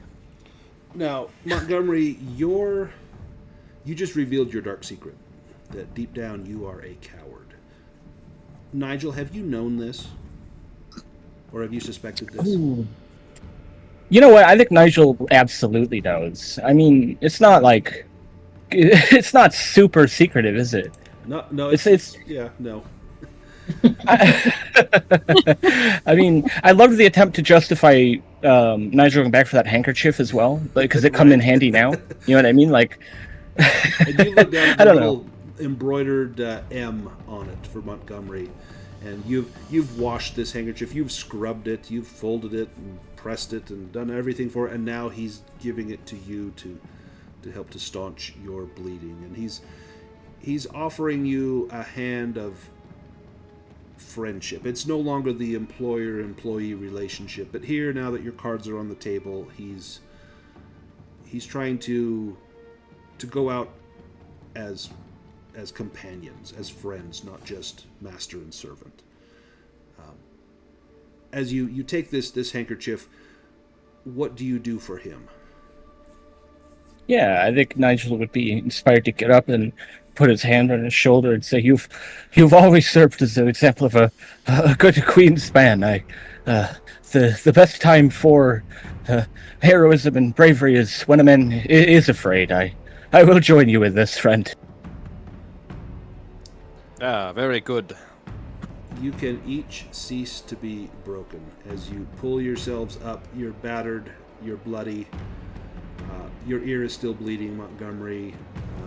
Nigel, your body is you're in a bad shape with those splinters. In fact, it says you have an ulcer now, so it's been very stressful for you.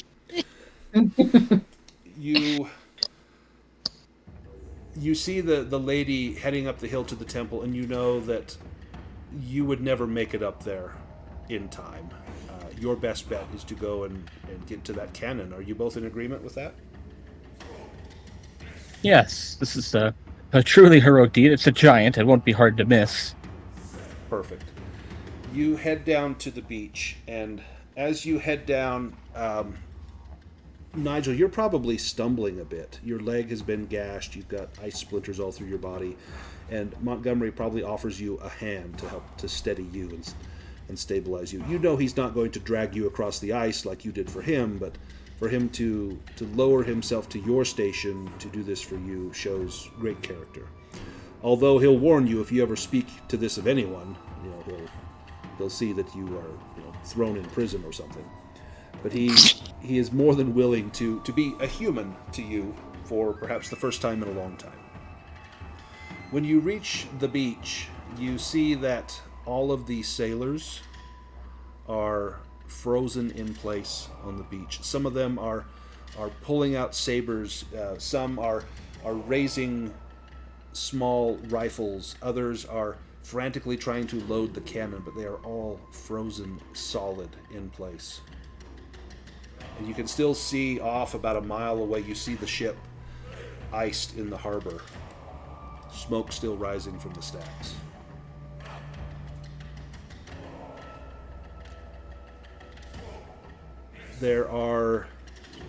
There's a few skis, sleds, other things here, but you do have access to that cannon if you want to make use of it. You could try to put it on a sled and drag it up the hill to the temple, or perhaps you can wait for the Lady of the Cold down here.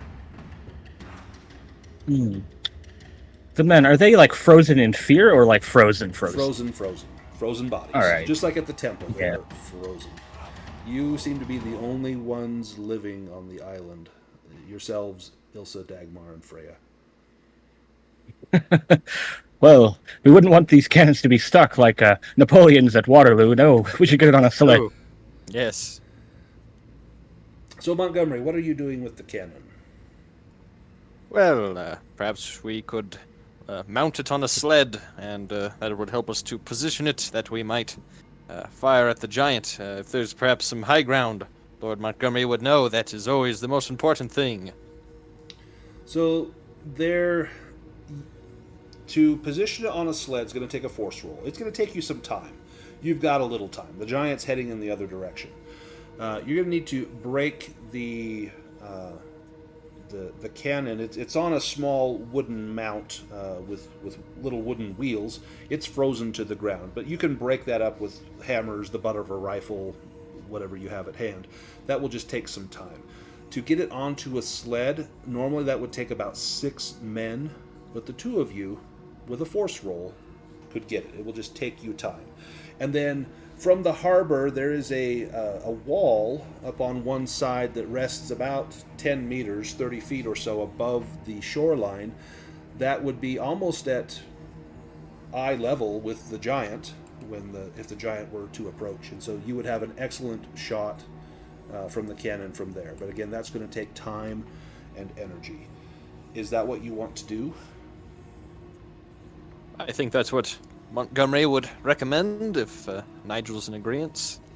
Yes, this is the right choice. One of you needs to make a force roll and can get a bonus die as the other one assists. Who wants to make the roll? Who's better? That at might force? be good for Nigel. Montgomery has 0 in force, so Oh, not his strong suit. that's fair. Nigel has 7. Well, 5 with a -2, but then a +1. Yeah, then you get a +1. Oh, goodness. Do you push it? Otherwise, it's just going to take you more time, and you may not get it in position. You don't know how long it's going to be till she comes back. Yeah, it's gonna hurt so bad when I push this and then don't get any successes, but Right. if it hits me with anything, I'm down either way, so I might as well push it.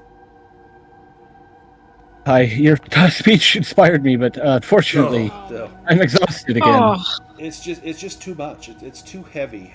This is a job for 6, not a job for 1.5. As you know, Montgomery's not as spry as he was in his youth, and so whatever stand you make, it's going to have to be here. Now, Montgomery, you have experience with artillery, with cavalry. You can give the gun a once-over and ensure that it's in firing condition, that the powder is not wet, that you have adequate shot. Give me a vigilance roll as you check out the cannon. 8. Oh no. Do you want to Man. push that? Can I help? I've got an advantage in vigilance that I've Yes. never used as Yeah, well. if you So, want to. In fact, if so, did you serve in the military, Nigel? it's like very briefly, I think, at like an enlisted level. Maybe. What if Montgomery, he says, my eyes aren't what they used to. Tell me, is that fuse hole, is that plugged? And maybe you get down there and look. If you want to roll that with your advantage, you can, under Montgomery's guidance. That would also give you a +1 with his guidance there. Oh yes, let me check. Oh dear. what? What are these dice? So you're pretty sure. Yeah, I think I can see light through there, but again, it's dark outside, and you don't have a light source, so it's hard to tell. All you have are Montgomery's matches, and there's only a scant few of those left. But you find powder, and Montgomery kind of holds it in his hand, and he smells it. Oh, this smells good. At least you think it's good. And you have a choice. You've got some cannonballs, probably 8-pounders, or you've got shot, which would be like 12 small, like 1-pound balls tied up in a canister. What would you propose to load, Monty? The single ball or the grape shot? Well, given our conditions, the grape shot would likely be far more devastating to the giant. Yeah, that is what, in at least Napoleonic times, that was the most feared thing on the battlefield, was shot, because it would take out many men at a time, rather than bouncing a cannonball. It was like a giant shotgun. So you propose that he load the shot, and you supervise, and it takes you some time, but you think you've got the cannon loaded, and you find a length of fuse. You've got time to maybe prepare a few extra shots nearby, so if you have to rapidly swab the barrel and reload it, you think you could hopefully at least get off 2 shots before the end comes. But you're determined to go down in a blaze of glory. While this is happening, we've got the 3 women at the church, and you have fashioned a cross from wood. You have taken that runic necklace with the single strike on the stone. Ilsa, you were looking at that body and you recalled those words of that old man, that whatever this offering was not pure, was not acceptable to the Lady of the Cold. This seems to be what has driven her to do these horrible things to Sorland. You can still hear that thunderous footstep outside. It's as it gets closer and closer, slowly and inexorable. You've got just a few moments here before she's going to arrive. What do the 3 of you do? How do you spend these moments? Can I say, help me? And I will try to drag the cross out and lift it up at the front, Nice. outside the temple. So how large is this? Well, it's a pair of benches, so nice. she probably is going to need help to get it stood up. It may take the 3 of you. Yeah. So that would be a force roll, and with 2 of you helping, that would be with a +2. Who wants to make that roll? I have 3 physical conditions, but I did take +2 to force as my advantage, and I didn't know why at the time, but I would be still down to like a roll of 4. So, I have 1 in force. okay. And I have 0, so... It still might be best with that +2. So, if you made a force roll, let's see, Dagmar, you normally, if you weren't wounded, you would roll 5 dice, 6, 7 with your advantage, 8, 9 with the help of Ilsa and Freya, -3. So you're still going to roll 6 dice. I think yours is still probably going to be the best. Best bet. All right, I will roll. And as I do it, I'm going to say some sort of prayer that I remember from my childhood. So some sort of Christian prayer. Nice. Probably like the Lord's Prayer or something. Yeah, the Lord's Prayer, probably. Oh, man. No, wait, that should I have will been more take dice. it. It should have been 6 dice, didn't you Oh, say? shit. Okay. So you just So I roll just 2 rolled. 6-sided die. Okay, so that's R/2d6. That didn't That's look like it worked. /R, and then so the slash goes before the R. 6. Oh yeah, I probably didn't take my Oh, your advantage. feature. Yeah. Do you want to push that? Yes, I will absolutely push it. That will break But I you will just- physically if you push it. Yeah. That's and okay. You can do that. So Yeah, this time, just re-roll the dice and add the 2 on there, just so that it rolls the 6 dice. 2. This is awfully cinematic here. This is fantastic. This is she's slipping on the ice. She's struggling. Oh, man. She falls broken. So Okay, let's roll your condition. This is always a crapshoot. You never know what you're going to get here. Where does she get wounded this time? Nice. I have a knee injury. I'm feeling that. Wrench your knee, trying to get that up there. What's going to hurt when you go back to the castle? You get 1 recovery roll. You're going to need 2 successes to get rid of these 2 physical injuries. So this is going to affect your agility. Your agility now has a -2 because of your crushed genitals and your knee injury. So, yeah, you tried to get it up, and it's up at a kind of a slight angle, tipped on its side, so it looks like a giant X on the ground. But the 3 of you are not able to get it up, and you can see her approaching, and from here, all she sees is that X shape. Now that is Gabo in runes, which means gift. So just if that's helpful. Ooh, yes, that is perfect. So she strides up and holds out her arms. Which of you is pure? It's Dagmar, I'm Who sure. shall be the sacrifice? Dagmar? No. No sacrifices today. Then what does Freya do when you realize she intends to take Dagmar and Are we still holding the bench? yes, Cross. it's kind of on its side, forming this giant X, and apparently the Lady of the Cold thinks you're offering one of yourselves to her as a gift. Right. I think Freya is just gonna try to push it a little bit slightly at an angle so that it stops being an X and turns into a cross. Okay. So cool. Ilsa, what are you doing? Are you helping? Yeah, I'll help her. I'll help her lift it. That's a +1 for Freya.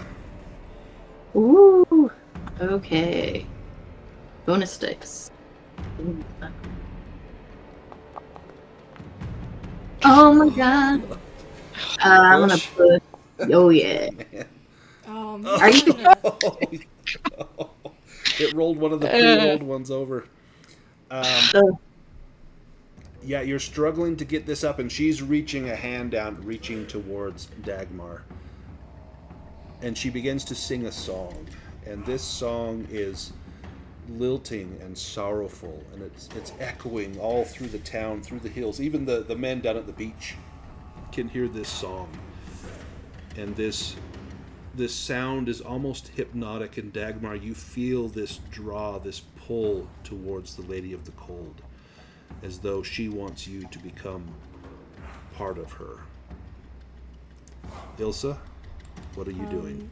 As she's like reaching towards Dagmar, can I rush out and try to like fend her off with my dagger? Like maybe cut up her hand a little bit, I don't know. Ooh, absolutely. Could Blix help her with that? Because I think Blix would Yes. definitely be trying to fend her off as well. So that will give you a bonus die. Okay, and then And Freya also help with the axe? I'm going to say this round you were busy trying to straighten the Okay. cross up. Fair. okay. And then I also took a +2 to close combat for Ooh. my advantage, so Ooh. Excellent. do that as well.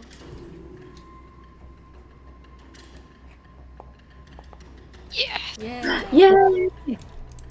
Her hand does not have the thick furs on it.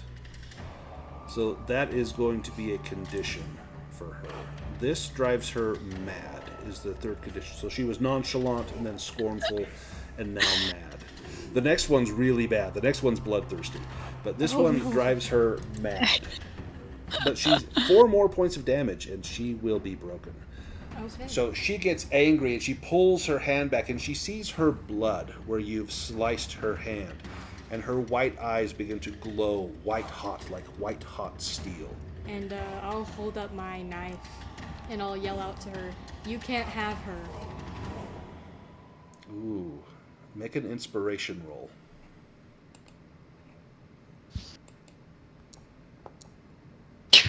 Aw. Do you want to push it? Yeah, why not? Man, Oh, this sucks. She looks at you and says, "You are not pure of heart. You will die." Dagmar, you are physically broken. You're laying on the floor, or maybe seated on the floor. Blix has run to Ilsa's aid. You're holding your knee. You don't have the strength in you to do much. You can still speak. You can speak commands. What do you do?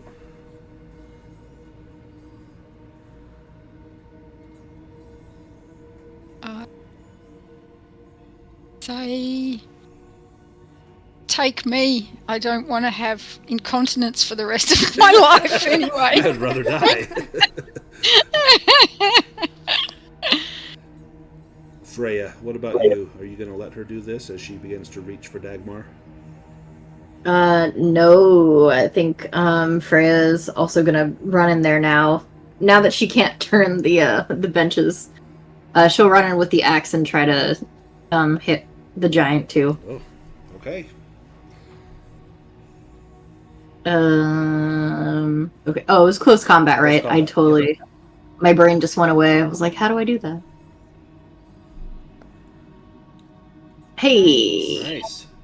So that will do an extra point of damage. Yeah. She will... I need to roll her armor here.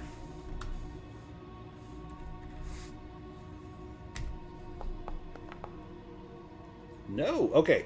So, she needs to do an agility roll. Sorry, and then it's her armor. Let me do the agility roll. So she removes 1 point of damage. How much damage does your axe do? Does it do 2? Let's see. It does. Yeah, it does 2. 2 damage. So she will take 1 from. Or no. So it does 2 damage, and you got 2 successes. So that's like 3 damage. It adds 1 to the damage, but she dropped 1 of that with her agility roll, but it still contacts her. She takes 2 wounds.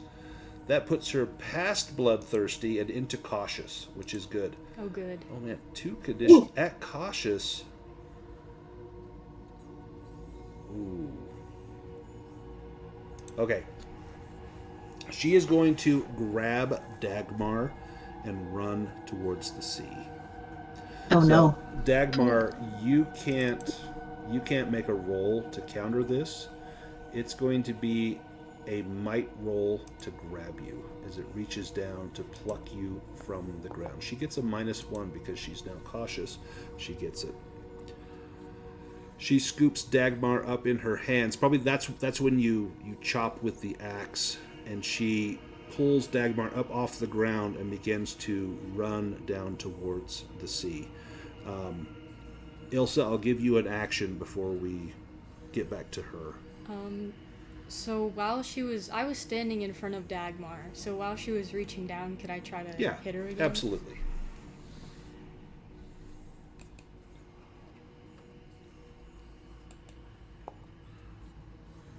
Oh. Oh. No.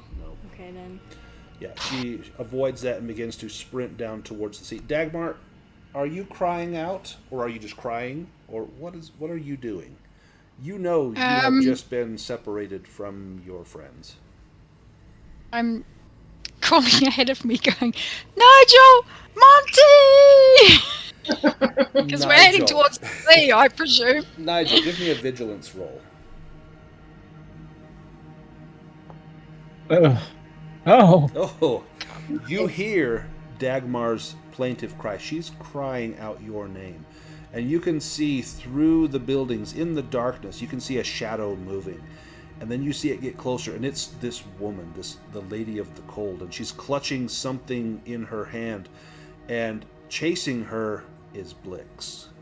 And his paws are freezing to the ground. He's leaving little bloody footprints as it peels the skin off of his paw pads. But he is chasing and barking after her. He will not let her go so easily. Nigel, you see this before Montgomery. Montgomery would probably know the range better for when it would be appropriate to fire. The way I'm going to let you do this is, Nigel, you'll make a ranged combat roll, and you'll get a +1 from Montgomery's help, and an extra +1 because it's grape shot. It's like a big shotgun, a little easier to hit. So you'll get a +2 on your ranged combat roll. Oh, please. Ultimately, with all my conditions, I've got 5 die. Oh, please.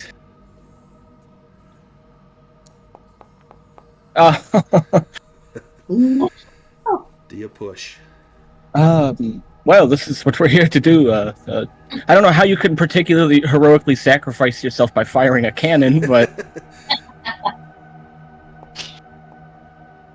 Yeah! Got it. So that breaks you? Yes, he broke to do that. So maybe the cannon was trembling because of her footprints or her footsteps, so you grabbed the barrel to hold it steady as it goes off. Ooh. And let's roll your physical condition.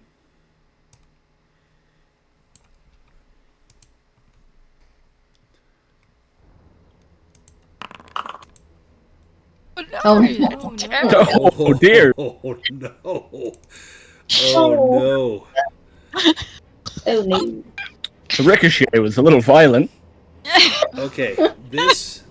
So, good and bad things from this. The bad thing, this is potentially fatal. If you do not get healing within, let me roll the dice, this many days, you will die. 4 days, you will die. When you go back to the castle, assuming you survive, if you successfully heal this, you will receive an insight. You will receive prophetic visions. Your investigation will go up by 3 points.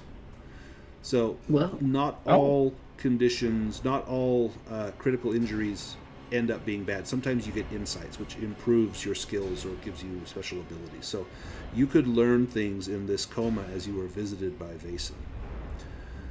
But as the cannon goes off, there's a blinding flash of smoke. And Montgomery, you probably raise your saber, pointing it at the giant, and with the darkness, that blinding flash of smoke and sound, you see Nigel's body just flung off of the cannon as the concussion renders him unconscious. Dagmar, you're in the grasp of the Lady of the Cold, and you hear the sound of the cannon go off, and she stops mid-step. And she turns her head down and looks at you, and you see tears in her eyes as she becomes broken. And she collapses back to the ground, and when she strikes the ground, she shatters.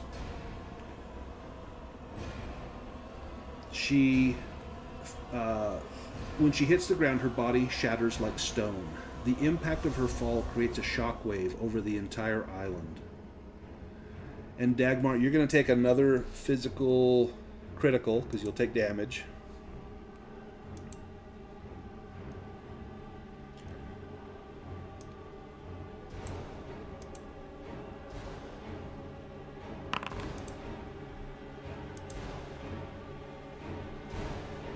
A damaged throat. Ooh. Oh. Okay. Let's see. Damaged throat. This is not fatal, but you get a penalty to your stealth if this remains permanent. So you'll have this penalty for this session, but if it remains permanent, then you'll have a permanent penalty to your stealth because of you'll be wheezing. But you hit the ground. You are broken. Montgomery, you're the only one still on your feet there, even though you're pretty badly wounded.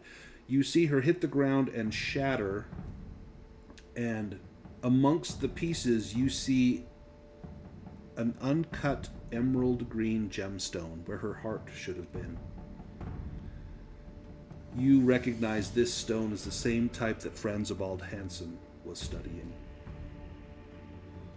Yes, it looks like the one I saw that one individual heal others with. Perhaps it could be of use.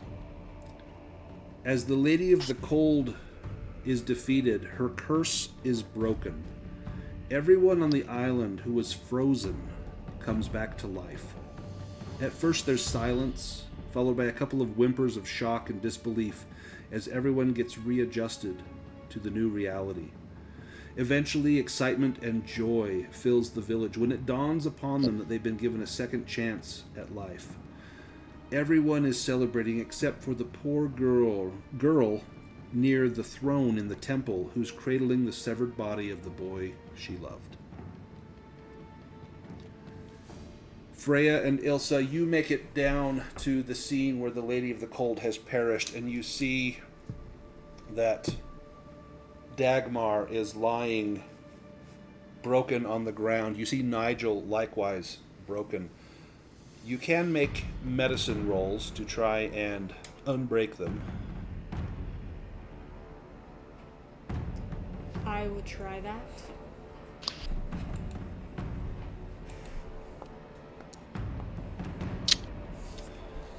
No. Freya, do you want to try that as well? Yeah. Montgomery was not successful. My one day.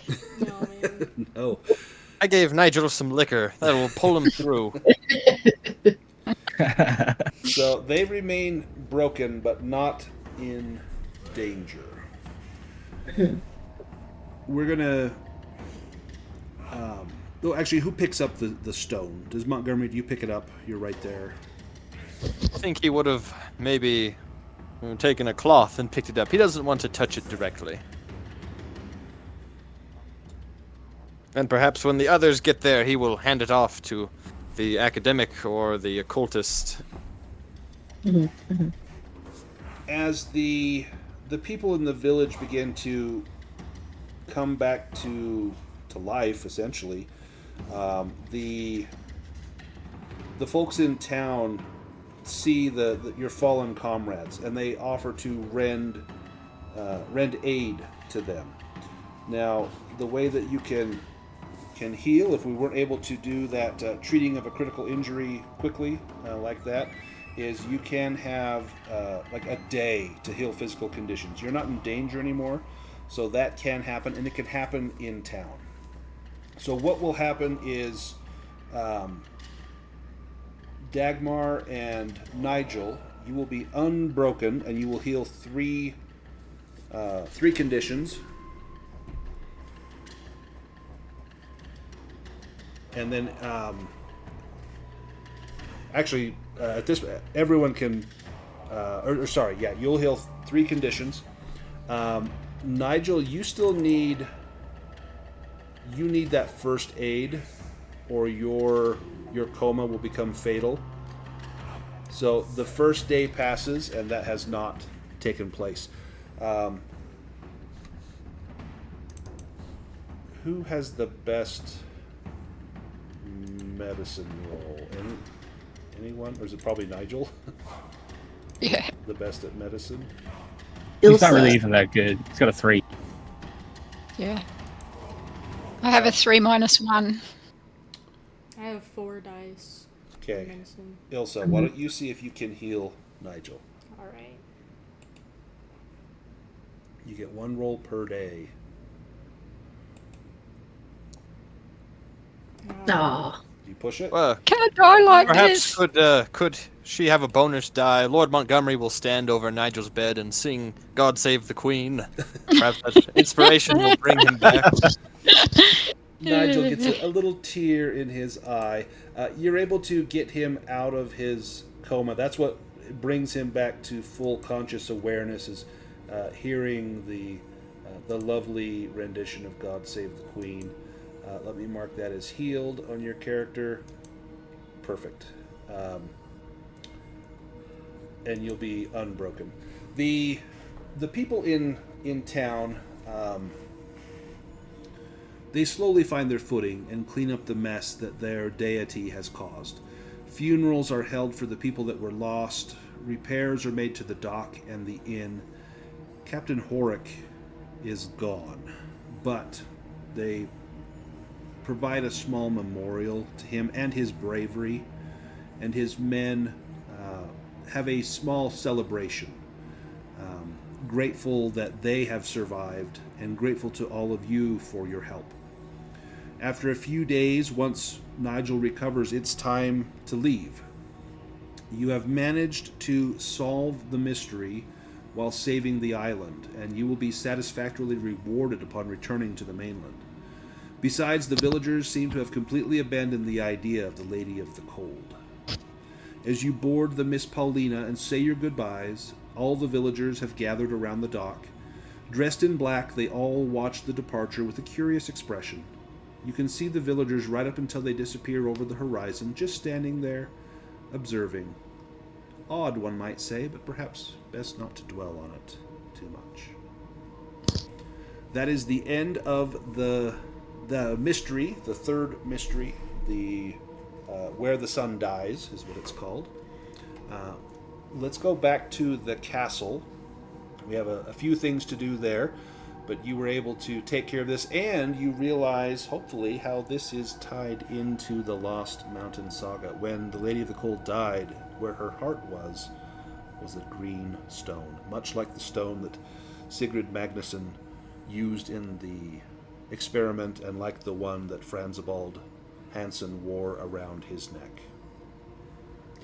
Back at the castle, we need to do some recovery rolls for those that have taken criticals, and so that's going to be Dagmar. You can go first on that. So on your character sheet, where it has your conditions, next to physical, there's like a little square, like a dice. If you click on that, that does your recovery roll. That rolls your physique plus your precision. And that's what you need, 3 successes to not have permanent impairments here. 1? Oh, Excellent.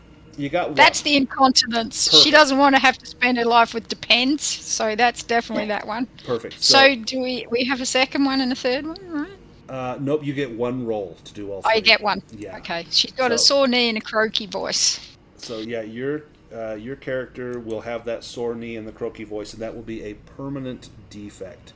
I'm going to take the crushed genitals off. Yay! Thank goodness. What a... But you'll always, for the rest of your days, you will walk funny and have a little wheeze whenever the air is particularly cold outside. Oof. Let's do Montgomery. You also. Yeah, yes. I had it the worst. Yeah, your poor Look at the ear. state of my ear. Yes.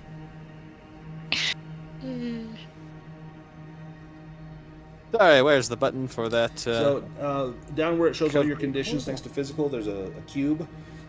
Ah, yes. Yeah, Dagmar goes to Florida, where the weather is grand, but the bugs are large. Of course, I'm sure the bugs in Australia are worse. So Oh, yeah, that's where she could go. She's going Would to I be Sydney. able to perhaps hire a doctor to see to my injuries? not for this one. This was just going to be. This is your own physical constitution. Wait, Yeah. okay, well. Wow. It's almost as though your ear were never injured. Yes. You I wore shall a make big, my statement a Parliament giant yet. Band-Aid on there for a few days, and then it's like, the cartilage healed. Nothing happened. Nothing at all happened. Nothing to see here. Ilsa, you didn't have any criticals, did you? No. All right, Nigel. This could be a cool Yeah. one. So you have 2 splinters in the body, and then the coma. So where am I rolling physical recovery again? So it's on the main tab where you see your conditions. Next to where it says physical, there's a cube. If you hover over that, it'll say roll physical recovery. It uses precision. It'll use, Oh no, it just it should yeah. use your physique and precision. yeah, it does. That's pretty good for Nigel. Oh dear, well, Damn. Oh, that's kind of good. I don't really care about the ulcers. That's fitting. Well, you get stuck with a spike of ice, a good English blood spilled. What can you do? nice. Let's let me just make sure we're doing this correctly here. Let's see. So if you fail, your defects become permanent and your insights wear off. So you'll lose that insight, but you keep the defect. I Aw. see. That would have been cool. Yeah.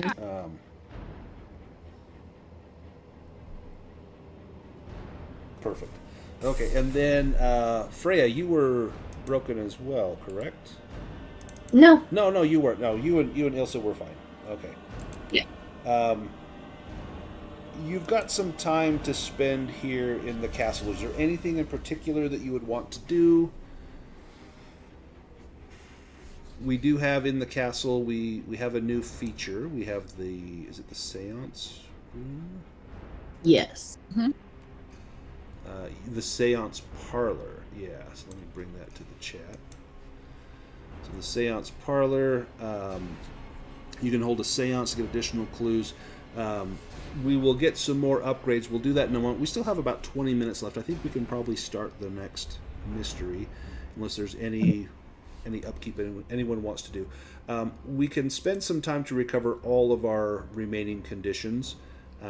You've earned a rest. You've earned some time off. So maybe you spend time in the garden or spend time with one another. I would think that Dagmar, you've probably had the worst go of all. And does this change your personality at all, or change your, how would this change your character, these experiences? You were kind of young and innocent and naive, and where does I this think, lead you? yeah, I was thinking about that. I was thinking that if the others don't mind, perhaps she can have a room in the castle now. She might still spend time outside, but she's going to have a limp. And so running about as a vagabond's not going to be so good. And perhaps she might start spending some time learning from the others. And I think she'd probably quite like to learn more about medicine, because she saw what happened when Nigel went down and we couldn't help anybody. Oh, yeah. So I think she's become a little bit more serious. Her eyes look a little bit haunted. Her dog's limping as well. So I think she's not quite as free and easy as she was, and her movement reflects that. Nice. I like that. What about Ilsa? That encounter in the house with that hungry thing under the floorboards.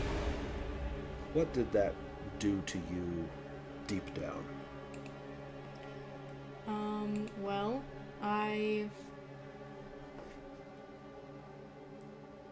obviously that scared me.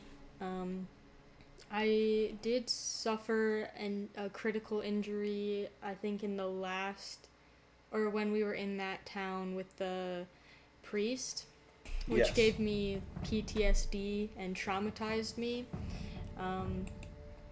So I think I would want to research more about, because I felt the presence of a Vaesen with us, and I wasn't sure if maybe it was that thing in the basement or if it was the Lady of the Cold coming on, but I definitely had a very bad feeling about what was in that basement. So I think I would maybe do some research on that, maybe also maybe research the rituals that they did in that town. Yeah, very, very abstract rituals. Give me a learning roll as you're doing that.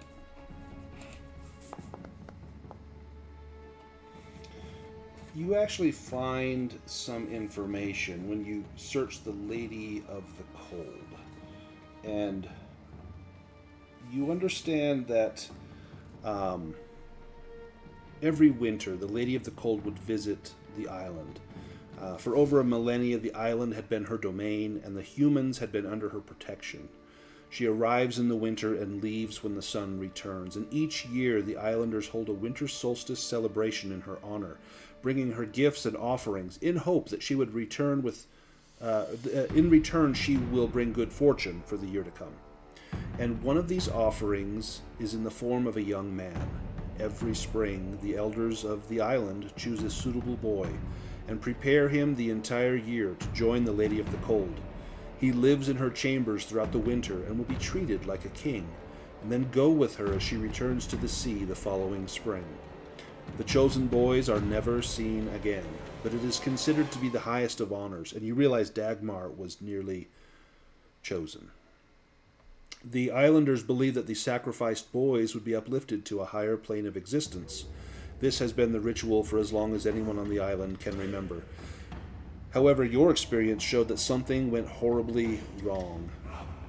It would seem that that chosen boy was not as pure as he thought, that perhaps he had fallen in love with someone else, and the lady must have sensed this, torn the boy apart, and killed everyone at the ceremony by freezing them to death. And that wrath would follow her year after year, bringing violent storms and freezing temperatures. And it does you good to know that you have put an end to this cycle, but at the same time you wonder if that thing in the basement, if that was part of her or something else. Before you left town, you may have noticed that there was no villagers going in or out of that home. And perhaps you asked around and someone said, oh, they've not lived there for many years. That house lies vacant.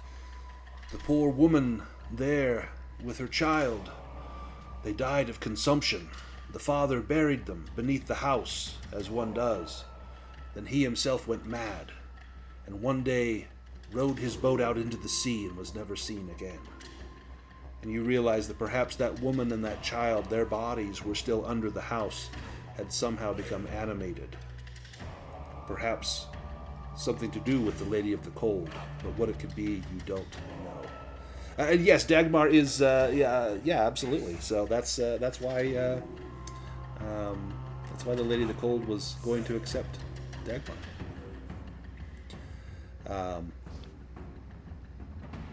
If you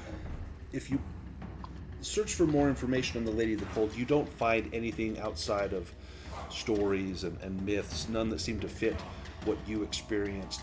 But it does seem as though that sacrifice had been what kept that village going for centuries. Freya, how are you spending your time at the castle after that horrific encounter with the Lady of the Cold? Well, I did get that necklace by breathing on the ice lady, so I think she's gonna just try to learn more about runes and like what this one means. Yeah, give me a learning roll. You've been on fire with those so far. Oh no, jinxed. I know, right?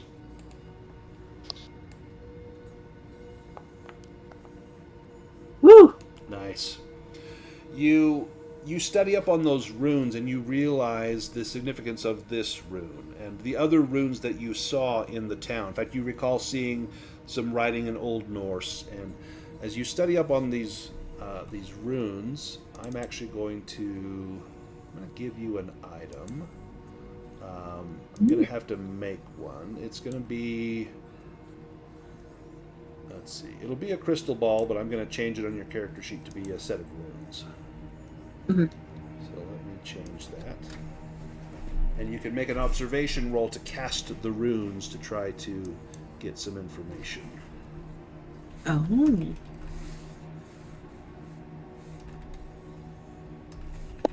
That's cool. There we go. Rune stones for divination. Perfect. As you begin to study up on those runes. That's cool. Montgomery, when you get back to the castle, what do you busy yourself with? Well, I think that it'd do me good to heal up. I did take an awful blow to the ear, and it was devastating. But now that I've taken all that, of your portraits will be from the left-hand side, not from the right, or something. Yes, indeed. It'd do me good to perhaps. Who did I give the stone to? Who would have wanted to take it? Either Did Freya you give it to Freya Ilsa. or Ilsa? I would have offered it to either. I just don't know who would have taken it.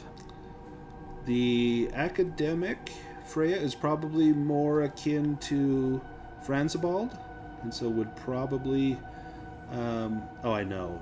Absolutely should have taken Nigel. Probably Freya, I think, is more akin to Franzibald. But, boy, it could be Ilsa. You could just leave it here at the castle, where anyone could study it. Maybe you put it in the seance room. Perhaps I will give it to Freya and let her decide. Yeah. How else do you spend your time? How concerned were you about Nigel falling into a coma? Oh, well, it would have been awful. I would have been left to my own to do my own service, and that is something a lord cannot do. Yes. And so to see Nigel recovered has definitely made Lord Montgomery happy, and as such, he has even decided to let the next week he will only ask for half the amount of service that he did in the past. Go on for the half next duty, week. Nigel. So Yes. it would be interesting, when Nigel was in a coma, did you drag him on a sled back to that ship?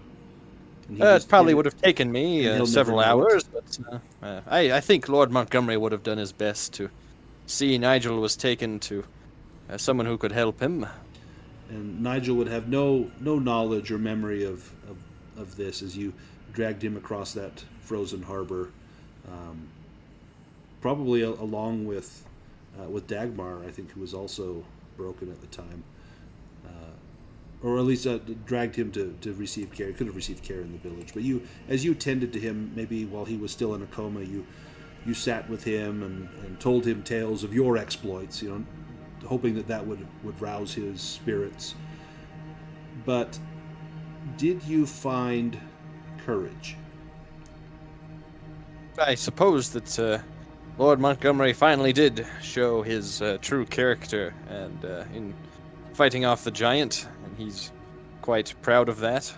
Excellent. And Nigel, it's almost as though you have gotten a second lease on life. How has this changed you? Yeah, I like to think Nigel, the first thing he thought of when he woke up from his coma was how weird his dreams were. And then as soon as he can even think of it, he can't even remember anything. It's all gone. But it's just almost like still there, and I think that kind of is just at the back of his mind. He's probably trying to, oh, what was that? I think that never leaves him, but he gets back to normal. I think with this generous lessening of tasks, I think Lord Montgomery would notice that most of those things still get done anyways, coincidentally, and it's almost normal, but things will never be the same between them. Nigel's giving deference in public, but there's a little wink and a nod between the two, I like to imagine. Excellent. Several months pass until the evening, the last night of April, leading into May, and this is a special night for people in Scandinavia. This is particularly special to someone like Ilsa, who knows, or at least pays attention to specific calendar dates, and this is Valborg. This is the return of spring, an ancient celebration that symbolizes reawakening and renewal. In English, Lord Montgomery, Nigel, you would know this as Walpurgis, celebrated on the last day of April every year. It's where bonfires are lit and people gather to listen to speeches and songs welcoming spring and a brighter future. In Uppsala, the celebration is huge. People from all over the country flock to the student town to experience a night of booze and decadence. However, that night, you have been invited to go to the Great Valborg bonfire next to the royal mounds of Uppsala.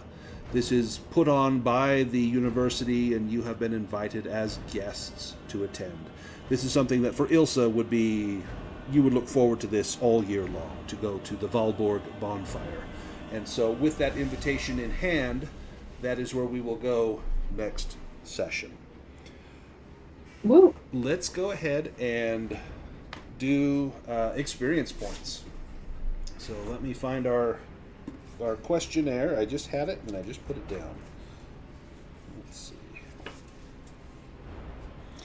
Did you let me try that again. Did you participate in the session? Yes. Did you confront a Vaesen? Yes. Did you identify a previously unknown Vaesen? Yes. Were you affected by your dark secret? I think everybody was affected by either dark secret or your trauma. Yep. So that would be a yes. Did you take risks to protect other people? I think everybody Nigel did. definitely did, yeah. Yeah, I think everybody did. Oh my goodness, yeah. Literally. Have you learned anything? I think seeing that the green stone was at the heart of a Vaesen, you've learned. So that's 6. Did you develop something in your headquarters? We did that last time, so that counts. So that's 7. Did you perform an extraordinary action? And man, I think everybody did an extraordinary action. Does anyone feel like their character wasn't extraordinary? I think that's 8 experience points for everybody. Wow. So if you want to take the 8, and then you can spend 5 to increase a skill by 1. You can go up to a maximum of 5, or you can take a talent. And we're also going to do upgrades to the castle. So, did you play at least one scene at the headquarters? Yeah, we just did. Did you encounter a new type of Vaesen? Yes. Did you visit a place of magic? Yes. Were you subjected to magic, the cold? Yes. Did you bring occult books? No, we did that last time. Did you make important contacts? No. Was the mystery particularly difficult and epic? Yes. So that's 5. And did you solve the mystery? Yes. So that's 6 points to the castle. So let me add that to the castle.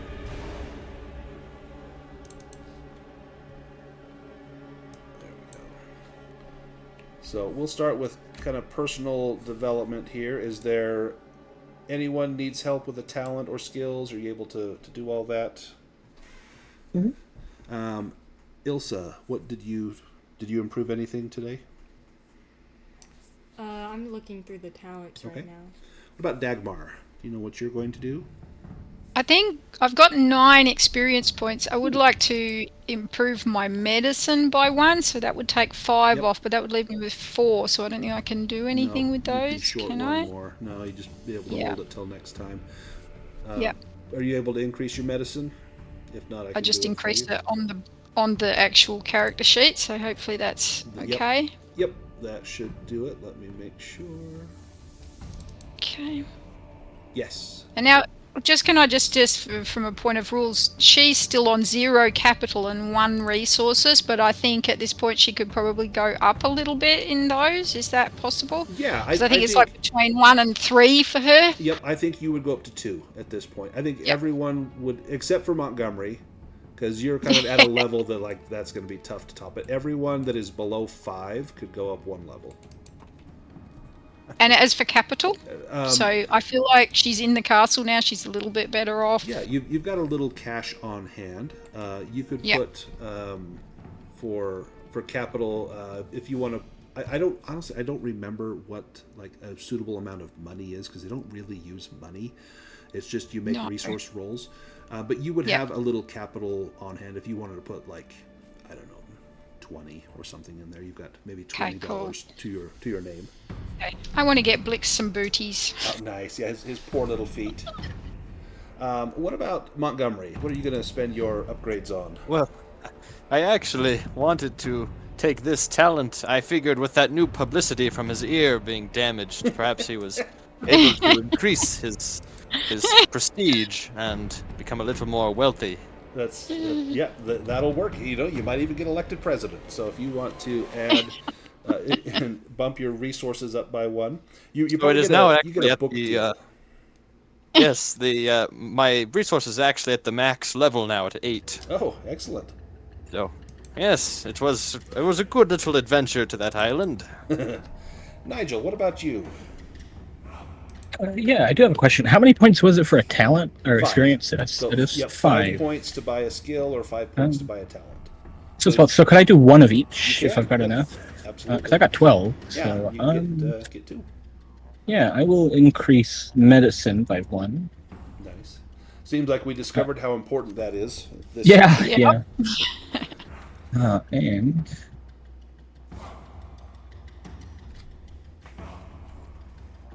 Oh, that didn't really do it right, but I'll take that talent. Oh, I see what I did wrong. Hold on.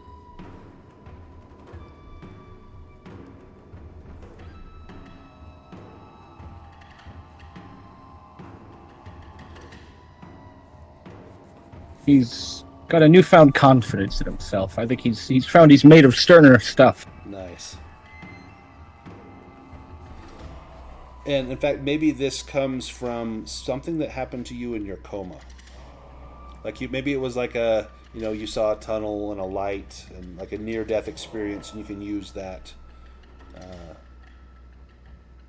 Maybe in truth it was like the MRI machine or something, but you thought it was a tunnel and a light, and so you use that to help motivate others or to inspire them. And Freya, how about yourself? How are you spending your upgrades? Yeah, well, she did a lot of axe work, so I put another point in close combat. Oh, nice. Excellent. Yeah. She did. As far as the castle goes, we can get an upgrade on the castle as well. We can add a contact. There is, or we could add like an occult library. We could add, we get like a shooting range. Get a stable boy. That would be awesome. We just would need a stable first. Nigel would finally have someone to boss around below him. It's perfect. Yes, perhaps we could hire that Teat man, a servant's servant. Oh, Teat from the... Oh, yeah. I was going to say Song of the South. Song of the Falling Star. Not the racist Disney movie. The other one. Let's see. So if we want to get the stable boy, we have to get a stable first. And to get a stable, let's see what we need. We just have the boy. No stable. Oh yeah, we just have to have... if we have resources 5 or a vagabond in the group, so we're covered. It costs 4. During the preparation phase, each level allows you to bring a scrawny horse along with you. And then if we get the stable boy, all horses that you take from the headquarters count as strong. So they would be strong horses. And the stable boy is a hardworking youngster. That would cost 7. Oh, we don't quite have enough. We've got 6. Here's a good one. It's the workshop. So one of the player characters can gain an extra advantage before a mystery. that would actually be kind of cool. So when you take your advantage, somebody gets an extra one. It's either a well-maintained weapon or a well-maintained tool. There was another one, the Annals of the Society. At the end of a session, if someone records the party's experiences, keeps a little journal or something, then everybody gets an additional experience point. That's a good one. Freya would do that. Should we do that one, the Annals of the Society? I think extra experience points are always good. Oh, yeah. So let me do that. That is not a discovered, that's a facility.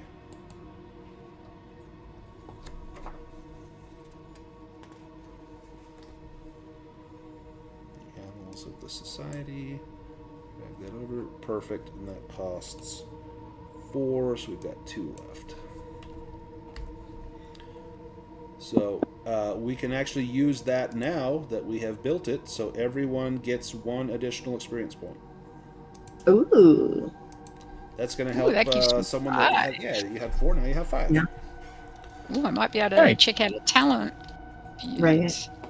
Let's look at the talents.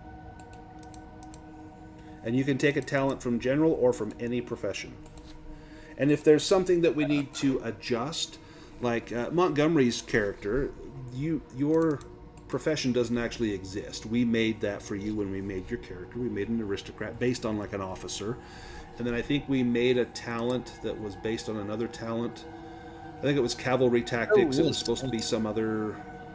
Well, so cavalry tactics, there's one I believe just called tactics, Yeah. and we changed it so instead of range combat, it was close combat. Yeah, like you pull out your saber and issue a charge, which this would have been awesome had you been able to do this. Had it been regular tactics, it would have worked for Nigel.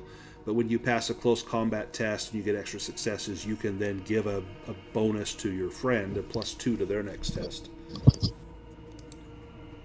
But yeah, if you see one that like, oh, that kind of fits me, but not really, we can always change the flavor so that it fits. So skills can go up to 5, correct? Yep, 5 is the maximum for skills. Ah, right. Lord Montgomery now has a 5 in manipulation. Nice. Doesn't Nigel know it? Oh my goodness, he will be the Prime Minister. Yeah, that'll be fun when we do our post-campaign epilogue. Where are you a year from now? And Montgomery is, Prime Minister, and Nigel's working for like the secret police or something. And Dagmar's probably homeless again, wandering the streets. But no longer incontinent. Not incontinent, that's the main thing. I think I'll take battle experience and get +2 to medicine. Oh yeah, you have got battle experience. Yeah, she's got battle experience, and she will keep her cool a little bit better and be able to help people a bit better. Fantastic. Anyone else need any help with upgrades, or has everything been taken care of? Mm-hmm. All right. Well, tonight. Oh, Ilsa, you still have XP. Did you know what you wanted to spend yours on? Or are you still looking? Oh, I'm still looking, sorry. Okay. That's okay. I'll leave the server up for an hour or so after we're done if anyone wants to do any bookkeeping or anything on there. I had an absolute blast today. This is probably one of my favorite sessions of Vaesen, and just because we got into the fire, that was rough, but it was awesome to watch everyone kind of come together. And I love the idea of the cross, and just it's so awful that didn't work. But the fact that it formed an X that meant gift, that was fantastic. I know, I love that. So I thank you, everyone. You make this game what it is, and I look forward to this all week long. I'm going to be sad when this campaign's over. I think we've only got probably 2 sessions left, so it's coming down to it. I made a few, just kind of behind the GM screen, I made a few changes to this one, but nothing big. The whole scene with the dead thing under the floor, I made that up. I thought it was awesome, and that was fun. What you're supposed to find there, you go in the room and there's a woman and a child that are hungry, and then when you go to feed them, you can see there's a gap in the floor, and you see a body down there of a woman and a child, and then you look, and that woman and child are gone. So you see a spirit there. Like, I'm going to creep that up a lot more, so I made that a lot creepier. The next mystery, I am changing the Vaesen in it for good reason. It's already awesome as it is, but I'm going to change it to suit one of you in particular. And so it's going to be a different Vaesen from what is in the book. And then after that, we have the final one, the Lost Mountain Saga. That is the end-all, be-all. So I think 2 more sessions. I'm hoping that's all it takes, because then I think we're out of Saturdays after that, because someone has to go win an award, and then I've got football tickets the other Saturday. So we'll make it work. Thank you so much, everybody. I'm going to get this video posted. I'm already looking forward to next session, and they just keep getting better and better. So thank you, everybody, and have a good night.